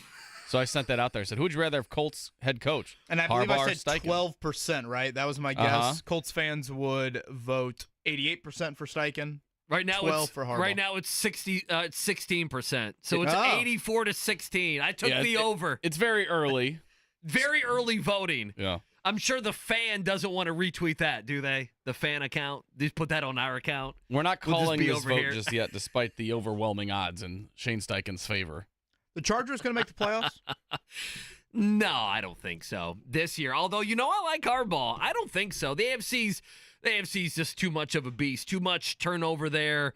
I don't know. I mean, they're starting running back is still Gus Edwards. In the AFC. I know. Hey, listen, I don't hate Bo Nix and Sean Payton. I don't think they're going to be the dumpster fire that people think they're going to be. Is that wrong of me to think that? Doesn't mean I don't think they're going to win. I think they will have a competent feel to them. As in the last several years, they have not had a competent feel. Do they have that much talent around them? I feel like that defense is kind of leveled off from how good they were previously. I think offensively they have an okay amount. I'm not going to go crazy on Cortland Sutton. You don't Sutton. Hate them, and they have an okay skill group. This doesn't sound too overwhelming. Yeah, I think they're going to be. I kind of like Bo Nix. I used to be a Bo Nix hater. Cortland Sutton, do they have another wideout? They have Tim Patrick. Yeah, who then we go overhead and caught a pass. He hasn't caught a ball in 3 years. years. 2021. In 3 years. So I don't know. I'm Jack. Who do you think is going to be better than? You going upset special? Broncos over Colts come week 15? No, I am not going to do that. I think it's a lone 425 game of the year for the Colts. I think it is. We've talked about that. Who do you think right now in the NFL is going to be better than maybe the majority of gas bags out there think they're going to be? Anyone off the top here? I mean, like Green Bay's getting love, so you can't say that. Last year I had a think Super Chicago. Bowl of Jets-Cowboys. Should I go Jets again in the Super Bowl? No, come on. Oh, come on. Kevin. I think people are What'd too you have? quick. Who was your pick last year? It was like He said it, Jets-Cowboys. Yeah. Jets I Cowboys. said it, yeah. Didn't you have a Raiders one a couple years ago too? I did have a Raiders You've had one. some bad The stuff. Raiders. What year was that? It was, I think, 2 Was years ago. Was Rich Gannon still there? No, it was Raiders and who did you say? Who did you I say? think I got the NFC pick right. I think I was at two ends of the spectrum. Was that the Rams year? Was that Rams-Bengals year? Probably. Maybe. feel like I there don't was a know. year in But yeah, I between remember that. one of them was the Raiders, and I was like, what? One was in the great hell? and one was utterly horrific. I think people are too quick to write off the Bills. I think people are done with the Bills. People want to be done with them. People are like, nope, can't win the big one, Josh Allen, et cetera, et cetera. I got Buffalo representing the AFC. Okay, so you're not worried about their wide receivers? No, I actually Because I'm not either. I'm with you. I tend to agree. I actually kind of like Curtis Samuel. I think he could flourish there a little bit. I know he's kind of been very boomer bust. And I don't know, Keon Coleman at least talks a big game. He does. He does. No, he's pretty good. There's going to be, I'm going to love this. It's going to happen week one where a team's going to rise up and just surprise everybody, right? And I'm just trying to figure out who that team is going to be. Like, I think Tampa Bay's being written off quite a bit. That was the team I was kind of thinking of. If I had one and say, okay, a team that made the playoffs last year that nobody has any belief or trust in, Tampa Bay's probably at the top of the list. Everybody just assumes it's Atlanta's division to win, and they've kind of written off Tampa. Gosh, do they really? Well, yeah, you've seen what Atlanta's done They with have Kirk Cousins. and You kidding me? yeah, you had Justin Simmons and Matt Judon. Bijan I guess you're Robinson. right. Bijan Robinson went for like $81 in my auction league yesterday. What? $81. Which, for those unfamiliar with how auction leagues work, You get $200. That's a lot of money. Yeah. I feel like, was that the same league that you said someone paid $40 for Michael Pittman Jr.? They paid $43 for Michael I Pittman Jr. kind of want in on that league because I And- feel like I could make a killing. And the guy that won the bid, not even a Colts fan. Like, I can totally get it if you're a big Colts fan, right? I'm with my buddies. I want to get Michael Pittman Jr. Not even a Colts fan. blowing your wad of cash on almost Bijan 25%. Robinson for $81. My NFL God. roster cuts due tomorrow, 4 o'clock, and the Colts have made 9 cuts so far. You had something Shane Steichen related you want to get I to? want to ask you a question, too. So, I do have Shane Steichen, I think what's going to be interesting. 2 things. Number one, with Steichen, I just wish I could get in his head just for a second on, what does he think actually of this training camp? He is so, I'm going to protect the guys. I would love to get into the mind and what keeps Shane Steichen up at night as we get close to roster cuts. And as for roster cuts, did you feel like we got any of the, I don't know, we talk about it so much, like the camp battles. We talked about the, who's going to win the battle at safety and who's going to win the battle at tight end. And because of Jelani Woods being not effective in training camp and then compounding it by being injured, so even if he didn't play well, which we didn't see too much from him in training camp, we're not even going to get the content or the action of the Colts actually cutting him, or if they kept him, showing what he showed in training camp. So tight end, we figured that out. I mean, Nick Cross came in as the leader, and Rodney Thomas, that other safety position, he rotated in. But let's be honest about it, KB. We have known for at least, 3 weeks, if not longer, 4 weeks, that Nick Cross was going to be the guy there. And then, we talk about the Alec Pierce, A.D. Mitchell. That was going to be the juicy one, was what happened at wide receiver. And both guys kind of, first couple weeks had glimpses, but nobody had really taken hold of that. And then Josh Downs gets injured. So when we look at wide receiver, and we look at tight end, and we look at safety, those big 3 kind of in the end, it's a whimper. And, I just, do we feel good about how all of that worked out and the fact that, we kind of built these three position groups up that there was going to be a fight there, and it doesn't feel like that's the case. And who knows, if Josh Downs wasn't injured, that would be the one that would be carrying the conversation, I feel like. But, I think there's a great chance Week 1, AD Mitchell and Alec Pierce are both going to be out there playing huge snap loads. And if Downs is out, I expect AD Mitchell to be in the slot and to make a few plays. I guess now that it's coming to an end, what do you make of all of it? It just feels like it's a tad empty that we never really got those battles that went down to the very end. We've known for 3 weeks who's going to be, the starting tight ends. We know now that Josh Downs is out where he's going to be. We understand Nick Cross at safety. Does any of that make sense? Yeah, I guess I'm a little confused just because I think, unfortunately, you had Downs' injury, and that threw a wrench into it. I actually think tight end, Kylan Granson, I don't know how many people would have said he is unquestionably the number one pass-catching tight end at the start of camp. And really? He is that.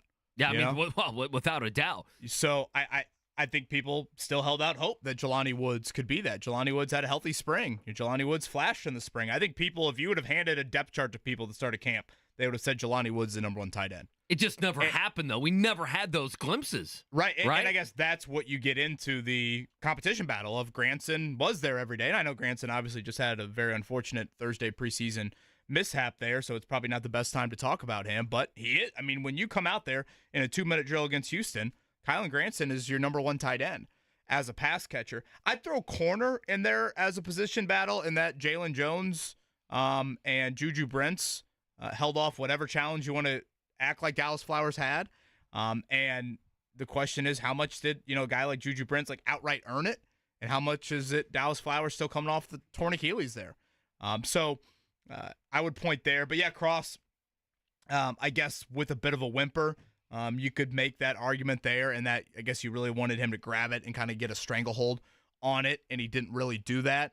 But I would say Woods and tight end's the biggest disappointment because, again, I think entering camp, everybody thought he'd be the guy, and even pre-injury, he was not close to being the guy. So I think that is your one that, no, Kylan Granson and then a little bit of Mo Alley Cox, they're the guys. Whereas I think everybody else would have thought, even pre-injury, that Jelani Woods should have been the guy, and that's not how it played out at all. Let me ask you from this viewpoint. You mentioned guys stepping up. And I hate doing this because the coaches would disagree with this, especially with Nick Cross. It feels like, yeah, those guys stepped up some, but it didn't feel like the competition that was coming from the back end of the roster. I guess I'm trying to ask, how much did guys actually really step up, or was it just kind of a whimper down the stretch? That's how I feel on a lot of this stuff. We never got an answer to, it would have been, imagine the content we would have had if AD Mitchell beats Alec Pierce, or vice versa. We never got that. Nick Cross was never pushed by anybody, I don't feel like. Was he? Were we going to ever do the segment on Rodney Thomas is going to be the safety next to Julian Blackmon? And then we never had in training camp, we never had the Jelani Woods show.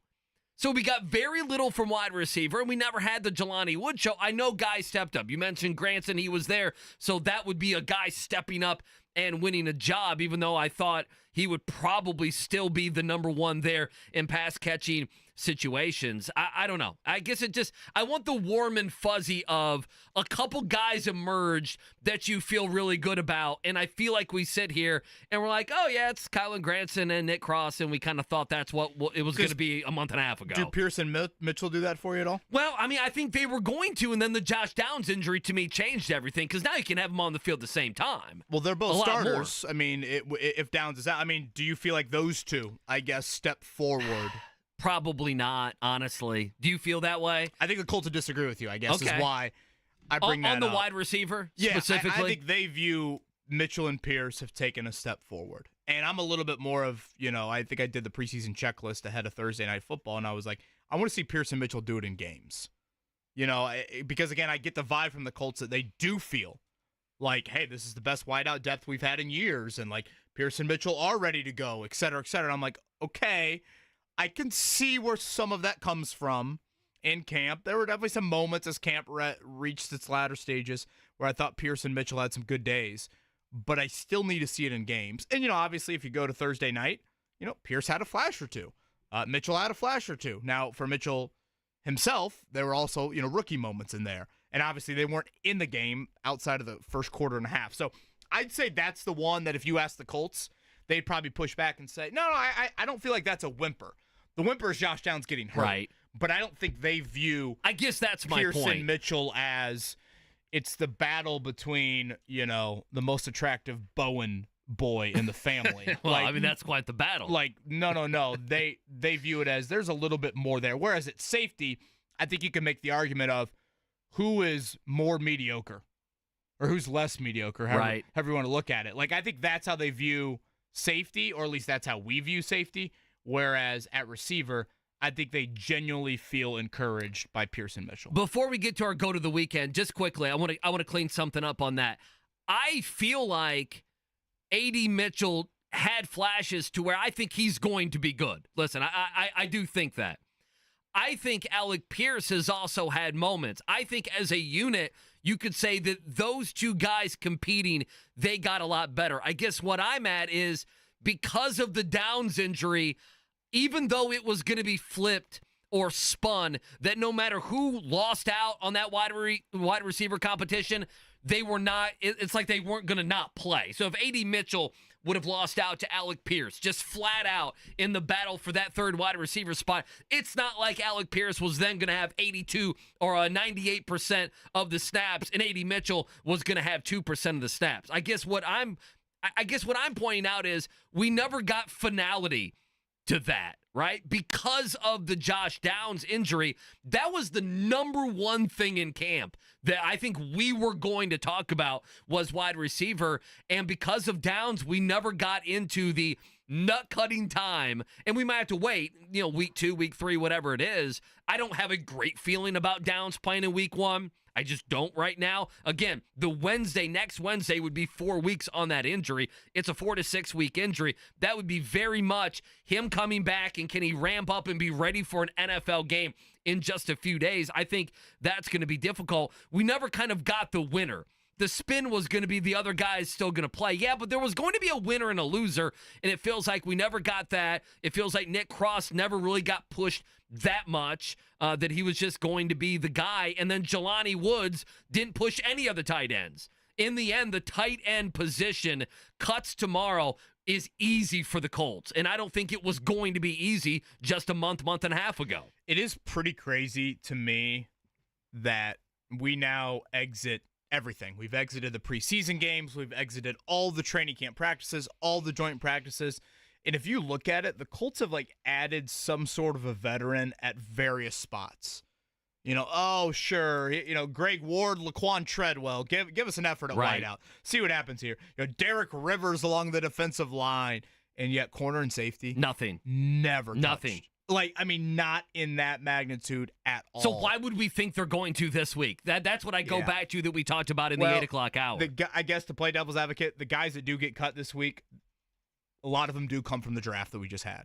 And we know how Chris Ballard feels about the draft. He's a frequent trade back. He wants to collect all the late round picks. So, are any of those guys out there that all of a sudden they get cut, and would the Colts make a claim there? One thing to note here in the next 24 hours as well, and I think the Jaguars actually just traded Tashawn Gibson to your Giants. You will see, that was to the Seahawks, not to your Giants. My God, you got me all excited over here. I had a sports arousal. To the Seahawks. You will see, I don't know, probably within 5 seconds.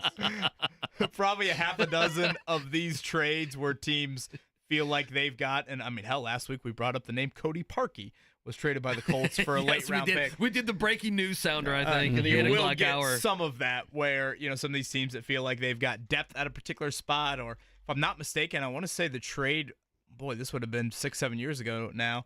I think it was Philip Dorsett for Jacoby Brissett. I want to say that was the trade that the Colts had there. So you will see some of this ahead of roster cuts coming up tomorrow at 4. Jacoby Brissett still out there in the preseason taking sacks last night. I feel bad for the guy. Boy, that just get him looked out of like the game. Such a blown assignment. What are you doing? Get him out of the game. Oh, yeah. The defensive line of Washington just throwing New England around. Before the morning check down, let's do Go to the Weekend. Let's go, Mark. Who is the GOAT? I told you all that I was the greatest of all time. Jordan, here's Michael at the foul line. A shot on Elo. Good! That's what I'm talking about! That's why he's MVP! That's why he's the GOAT! The GOAT! Or GOAT?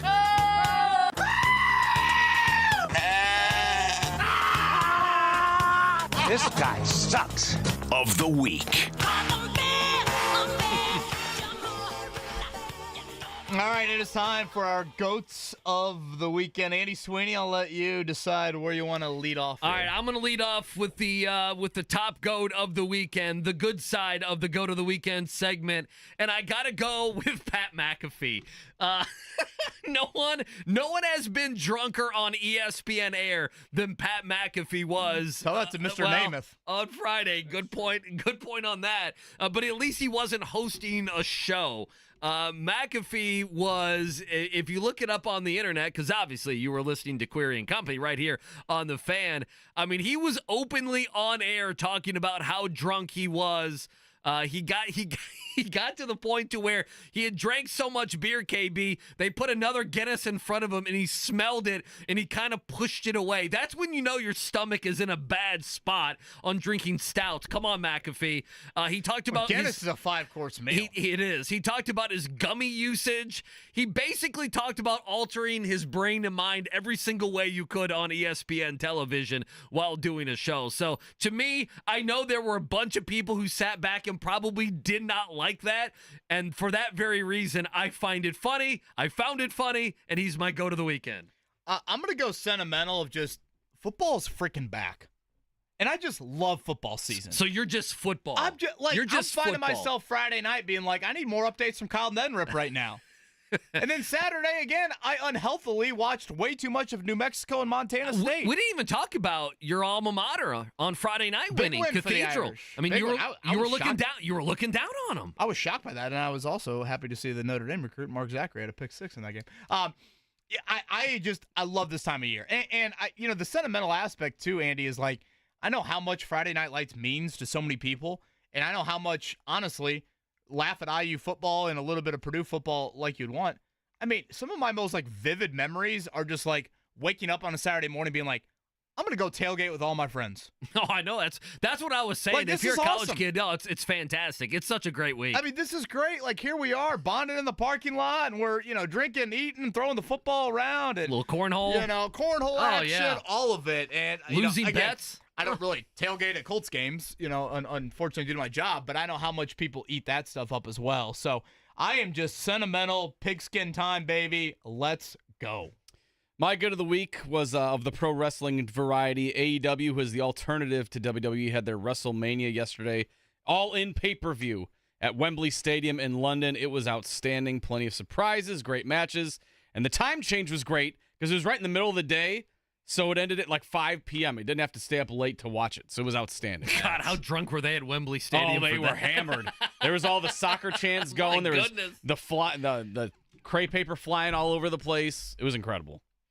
The beauty is that KB and I we didn't know that event was going on. We have nothing to add to that. I have no follow-up on the AEW event on last night. They're coming in December. Kevin will be there front row and center because he's a pro wrestling pick Notre Dame. Yeah. That's all I care about. Sheamus, that's all that matters. The bad of the weekend, and part of this is funny, but did you guys see that Colorado athletics, because they're soft, because Dion Sanders is soft, because all the sports information people and the president and the AD there at Colorado are just suckling up to Dion Sanders, Denver Post columnist Sean Keeler no longer will be following the team, unable to ask questions there. Apparently he's made some... is this Big J journalism here? Well, it is. He has made some what they call sustained personal attacks on the football program and specifically Coach Prime. Not Dion Sanders. Coach Prime is how they said it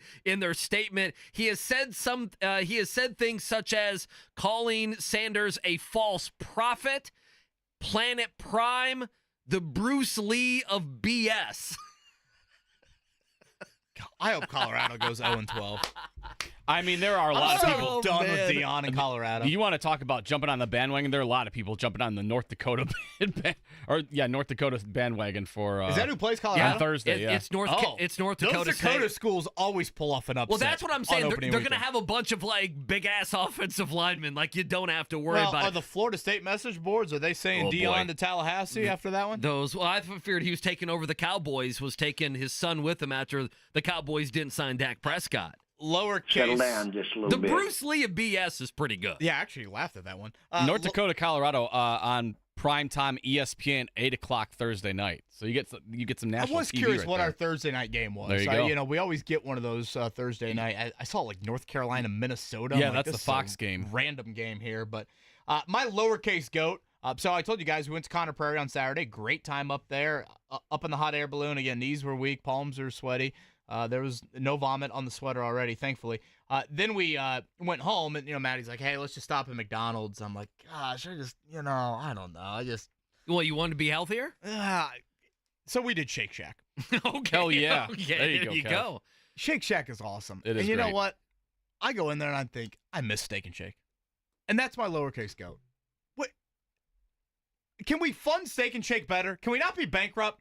Well, there's one right down the street here from us. I know, but besides that one, how many? 80% of them are closed around town. Avon's is still thriving. It's still there. The one at 54th and Keystone is, I feel like it's only kiosks when you go in there. I mean, I just miss Steak and Shake so much. That was the best. Like you night of drinking. You're like, I need to eat something. You're like, double cheeseburger and fries Taco for Bell? $3.99. No, I want to sit down and eat Steak and Shake. Outstanding what you can get at Steak and Shake. So I'm just sad that Steak and Shake is not as thriving as it used to. Okay, be. It used to be like $3 for a full meal. You're like, hell yeah, let's Hang go. on, you guys need to help me. I mean, I just typed this into my map here, and I'm seeing just an absolute ton of Steak and Shakes. Oh, KB. a lot of them are closed. Okay, are they? I mean, I'm seeing 3, 4, 5, 6, 7, 8, 9, 10. I mean, I'm seeing 15 of them. I mean, the brick and mortars are there, but I swear you go that they're by all them, vacant. They're vacant. It says for lease on the side. Okay. Well, maybe them having all that food for $3.99. I know there are some that are open around town, but there are a lot that are closed. We need someone on the YouTube chat to help you out. Because I know you've mentioned this 3 or 4 times. So Shake Shack's great, but was there one in Bloomington? It's also a little pricey. There was certainly one in Bloomington. But I mean, that's what you remember from college. Is you? I remember from high school. You frequented that one many times. times. At 71st and Benford, right there. Okay. We'd go there a ton. The one on Carmel Drive. Yeah. Oh yeah. It just it made me emotional thinking about my days at Steak and Shake. And again, the claw machine. Yeah. And I love to play the claw machine. My lowercase goat, this could go probably all season long if we really wanted to. The Chicago White Sox getting swept by the Detroit Tigers, giving them their 100th loss of the season. We haven't even hit September yet. The second fastest in the modern era to get to 100 losses at this point in the season. Listen to this. They need to go 12-19 the rest of the way to avoid tying the 1962 Mets record of 41-20-1. There's no way the White Sox are winning 12 more games this season. They're going to set that record, and it is a sad state of affairs. The White Sox absolutely stink. That is not breaking news. All right, so here's what's coming up for the White Sox. You mentioned them. They have the Mets coming up. They have Baltimore, and they have Boston. Baltimore and the Mets are fighting for a playoff. They have Cleveland, who might be the best team in baseball. They do have the A's and Angels. And they end with Detroit. They have San Diego in a 3-game set in there. So they have to win 12 of those games. They're absolutely going to set the record. This is not There's hyperbole. No doubt. They are the worst team in pro sports I have ever seen. Again, I gave them credit a few weeks ago for scaling back on prices for next year. 10% drop on their prices. Those seats still ain't going to sell. About time. That ownership group, they know how to get through to their fan base. It is amazing when you scroll through the standings and you see the 100 number. Oh, that's great. Like Isn't it's August 26th, and we've got a 100 number next to a team. What's more impressive, Aaron Judge or the White Sox?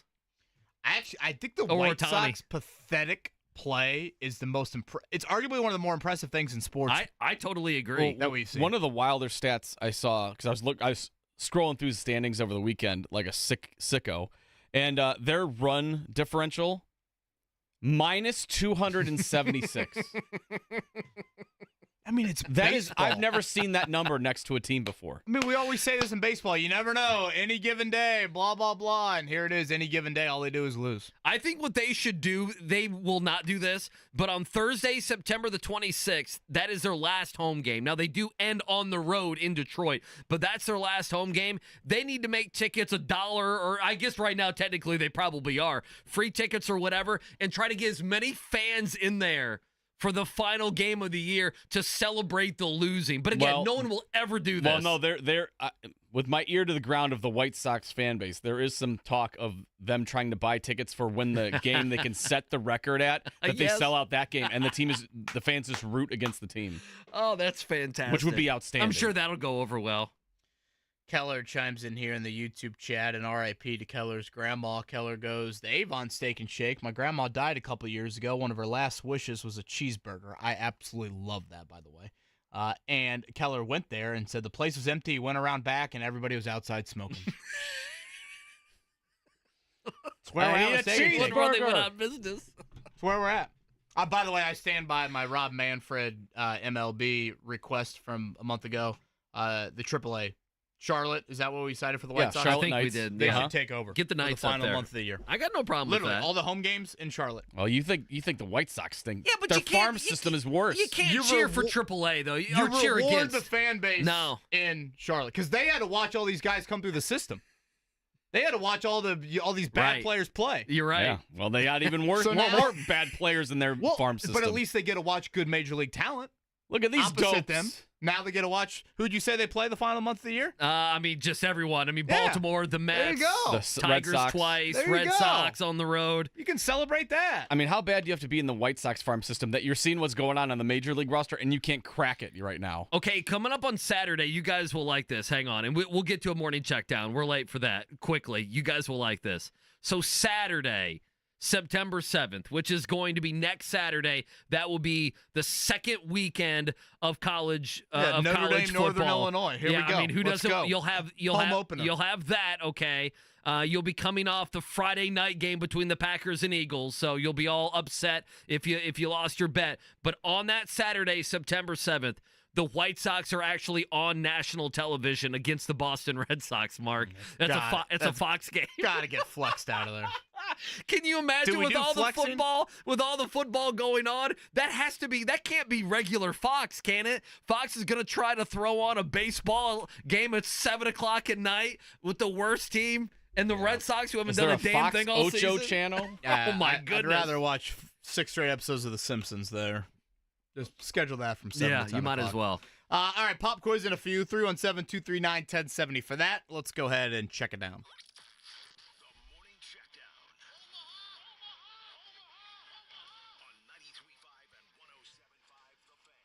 All right, so we're running short here. Let's get to some Shane Steichen from yesterday. Obviously, the Colts coming up on the deadline tomorrow at 4 o'clock. We've already seen some cuts. That's the cut date and time there in the NFL. They did have a 1-hour practice yesterday. Steichen met with the media after that yesterday. What can they actually get done this week? Here's what Steichen had to say. Coaches wise, obviously we got 48 hours to make final cuts, but we're starting to peek at Houston right now, get early eyes on those guys, starting to game plan a little bit, so when we go out there Wednesday, Thursday, we have some stuff in that we're going to like for those guys and get that work in Wednesday and Thursday, obviously going into next week.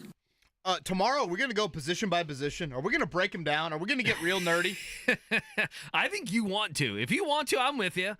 Is that allowed one day a year? Boy, I only tell on ya, roster cut day? I would say you have one day a year. And Would I think people tomorrow rather would listen be to that or listen to us break down the White Sox again?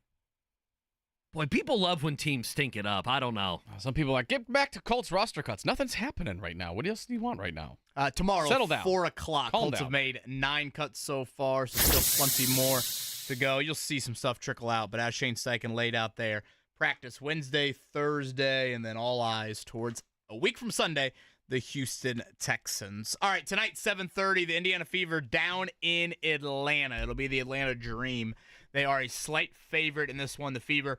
Again, it is a busy week for Indiana. They did lose Saturday night in Minnesota, 15 turnovers, allowing 90 points. Those were the issues there. In Atlanta tonight, home to Connecticut Wednesday, at Chicago Friday, at Dallas on Sunday. Monday and Friday, I think those are the games to circle on the calendar just because those are the teams just below you in the standings. Atlanta has won 3 of 4. Chicago, of course, that series has seen quite a few fireworks here with Angel Reese, Kennedy Carter, and company. That will be Friday up in Chicago. So just an important week for the Fever to hold serve. Frankly, if they win both those games, they are in great position as we get to the final 10 games of the season to make the playoffs. Yeah, I just thought, they reverted back to earlier Fever, right? Bad defense, a lot of turnovers, so that's what we saw the other night there the in Olympian killed them. Minnesota. I believe they call her Fee Collier is how Caitlin Clark kept on referencing her. Post-game, I think she had 31 against the Fever on Saturday night. That's pretty good. Quickly, Major League Baseball, Pirates 4-3 over the Reds. Redlegs, losers 3 of 4 on the weekend. Not good there. Marlins over the Cubs yesterday, 7-2. Cardinals 3-2 over the Twins. Columbus over the Indians yesterday, 5-2. Will Power wins in Portland. You got anything else? To Santino Ferrucci on the poll there. Certainly not a name we are used to on the poll. The first AJ Foyt car to lead us to the green flag at an IndyCar race since 2014. So shout out to Ferrucci on that. And I love that for Will Power. All this talk about is he going to retire and, is that seat up at Penske? And, he gives the bird to his teammate. Joseph Newgarden last week. I love that Will Power was able to turn that into victory lane this weekend. By the way, Aaron has tweeted at us the Steak and Shake in Greenfield. It's open. He says it's barely holding on. But barely is still holding on. So maybe you need to go up to Greenfield. It sounds like the White Sox season right now. There you go. Let's take a break. It's a Monday. Let's do it. It's a pop quiz. 317-239-1070. Load them up. 239-1070. We'll do pop quiz next here. 93.5, 107.5 The Fan.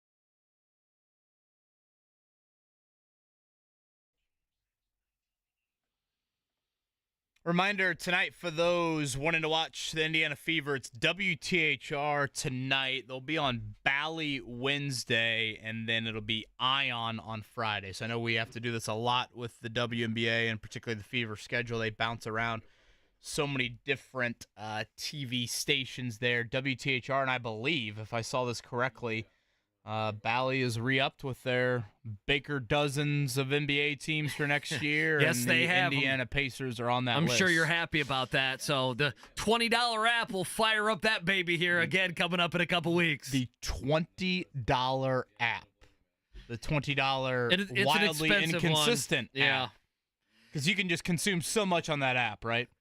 I mean, I can't even get the Reds. Not that I would want the Reds, but I can't even get the Reds on that app. So Such a joke. you're exactly and we've right. seen some NBA franchises that have the Suns and the Jazz. Yeah, they got a broke couple away. of them that have broken away from it, but it does not look like the Pacers will be breaking away. All right.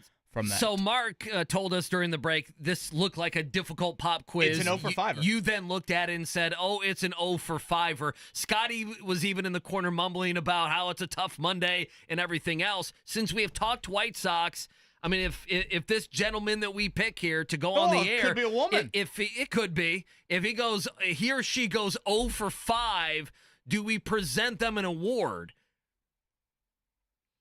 Well, I mean, are we gonna reward like we wanted to reward the White Sox? In other words, for the 100 loss, if they try, what do you have in mind? Are we printing out a piece of paper and we send it to them? Are we gonna give them the oil change?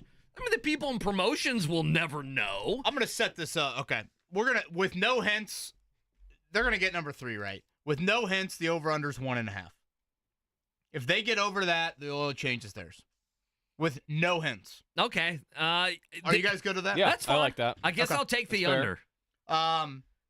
Just 1.5. If we're all just they gotta saying do the is get over 2 right. All they have to do is get 2 right. 2 right, and I'm taking the under. And they get the oil change. This is impossible. It's a joke.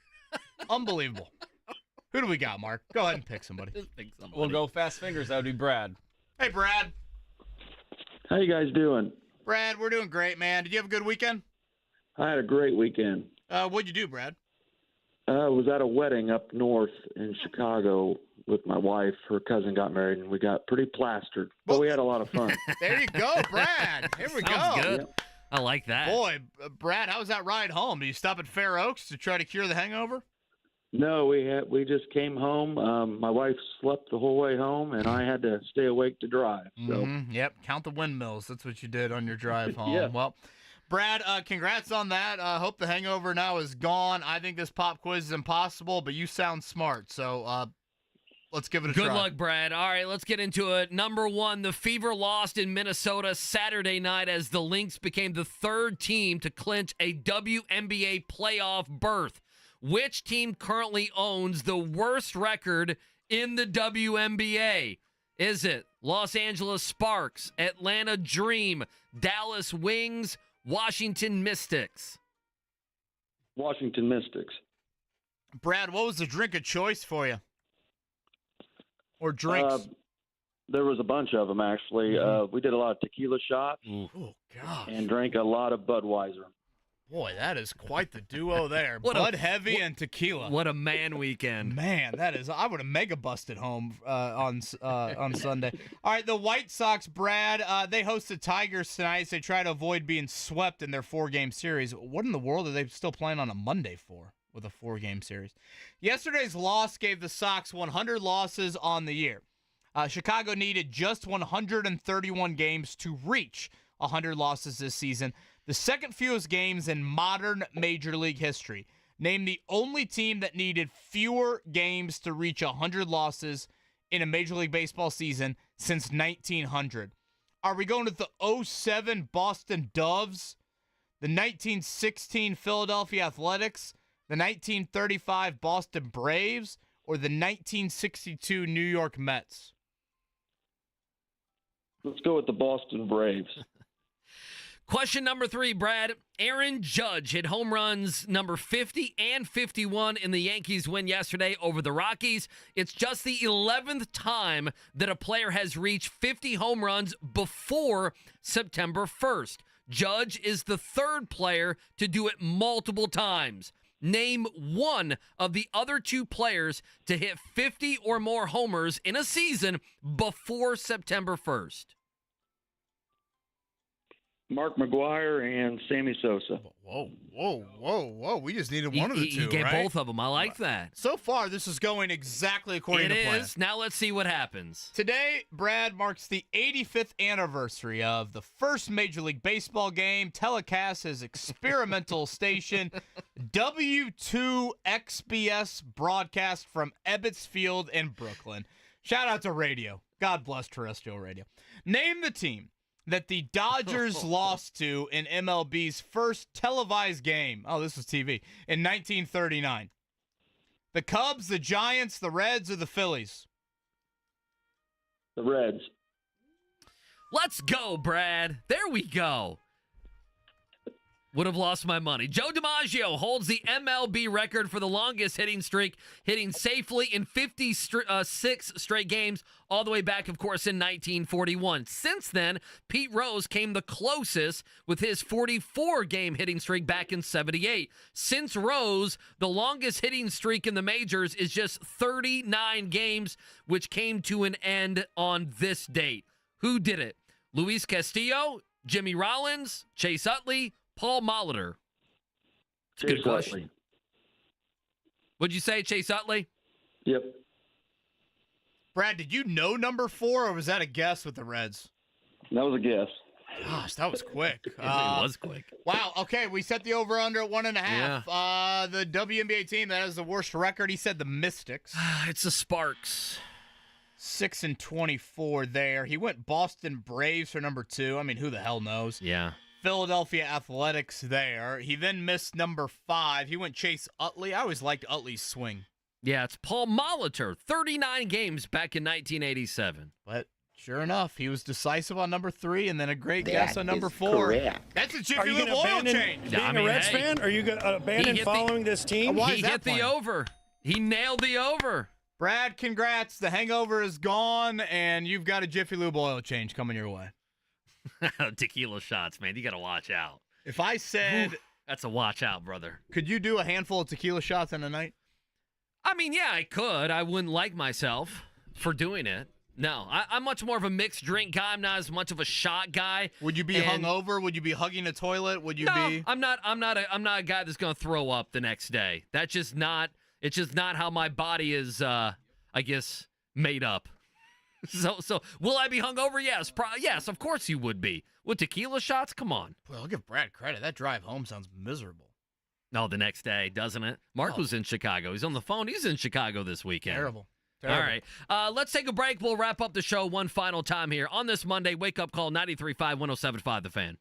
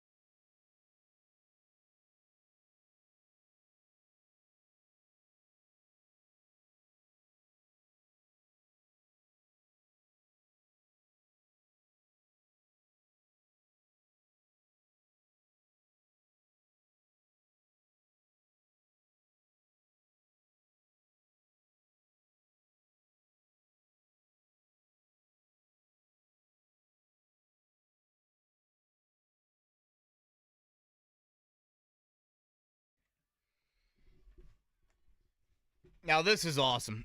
We were talking about Steak and Shake earlier. Quentin Nelson, him and the offensive lineman, went to, I don't know if you call it a fast food joint, but went to an American Classic. You think of an American Classic restaurant, could maybe label it fast food.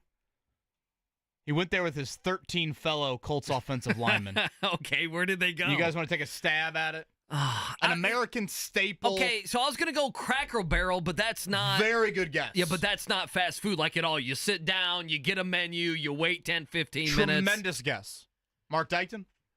What tremendous guess for Cracker Barrel. Yes, Applebee's. Applebee's, another solid That's guess. a good guess, too. They went to America's Diner. They went to Denny's. Okay. Yeah. The 13 Colts offensive linemen. How many grand slams do you think the Colts 13 offensive linemen consumed?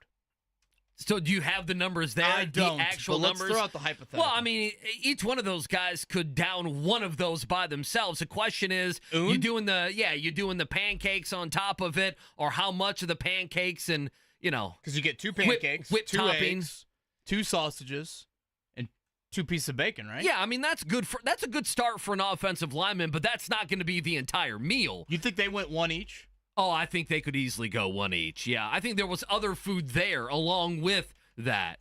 I mean, Scotty wrote on the board 30. I was going to say, if you went, 2 each, I mean, that'd be 26.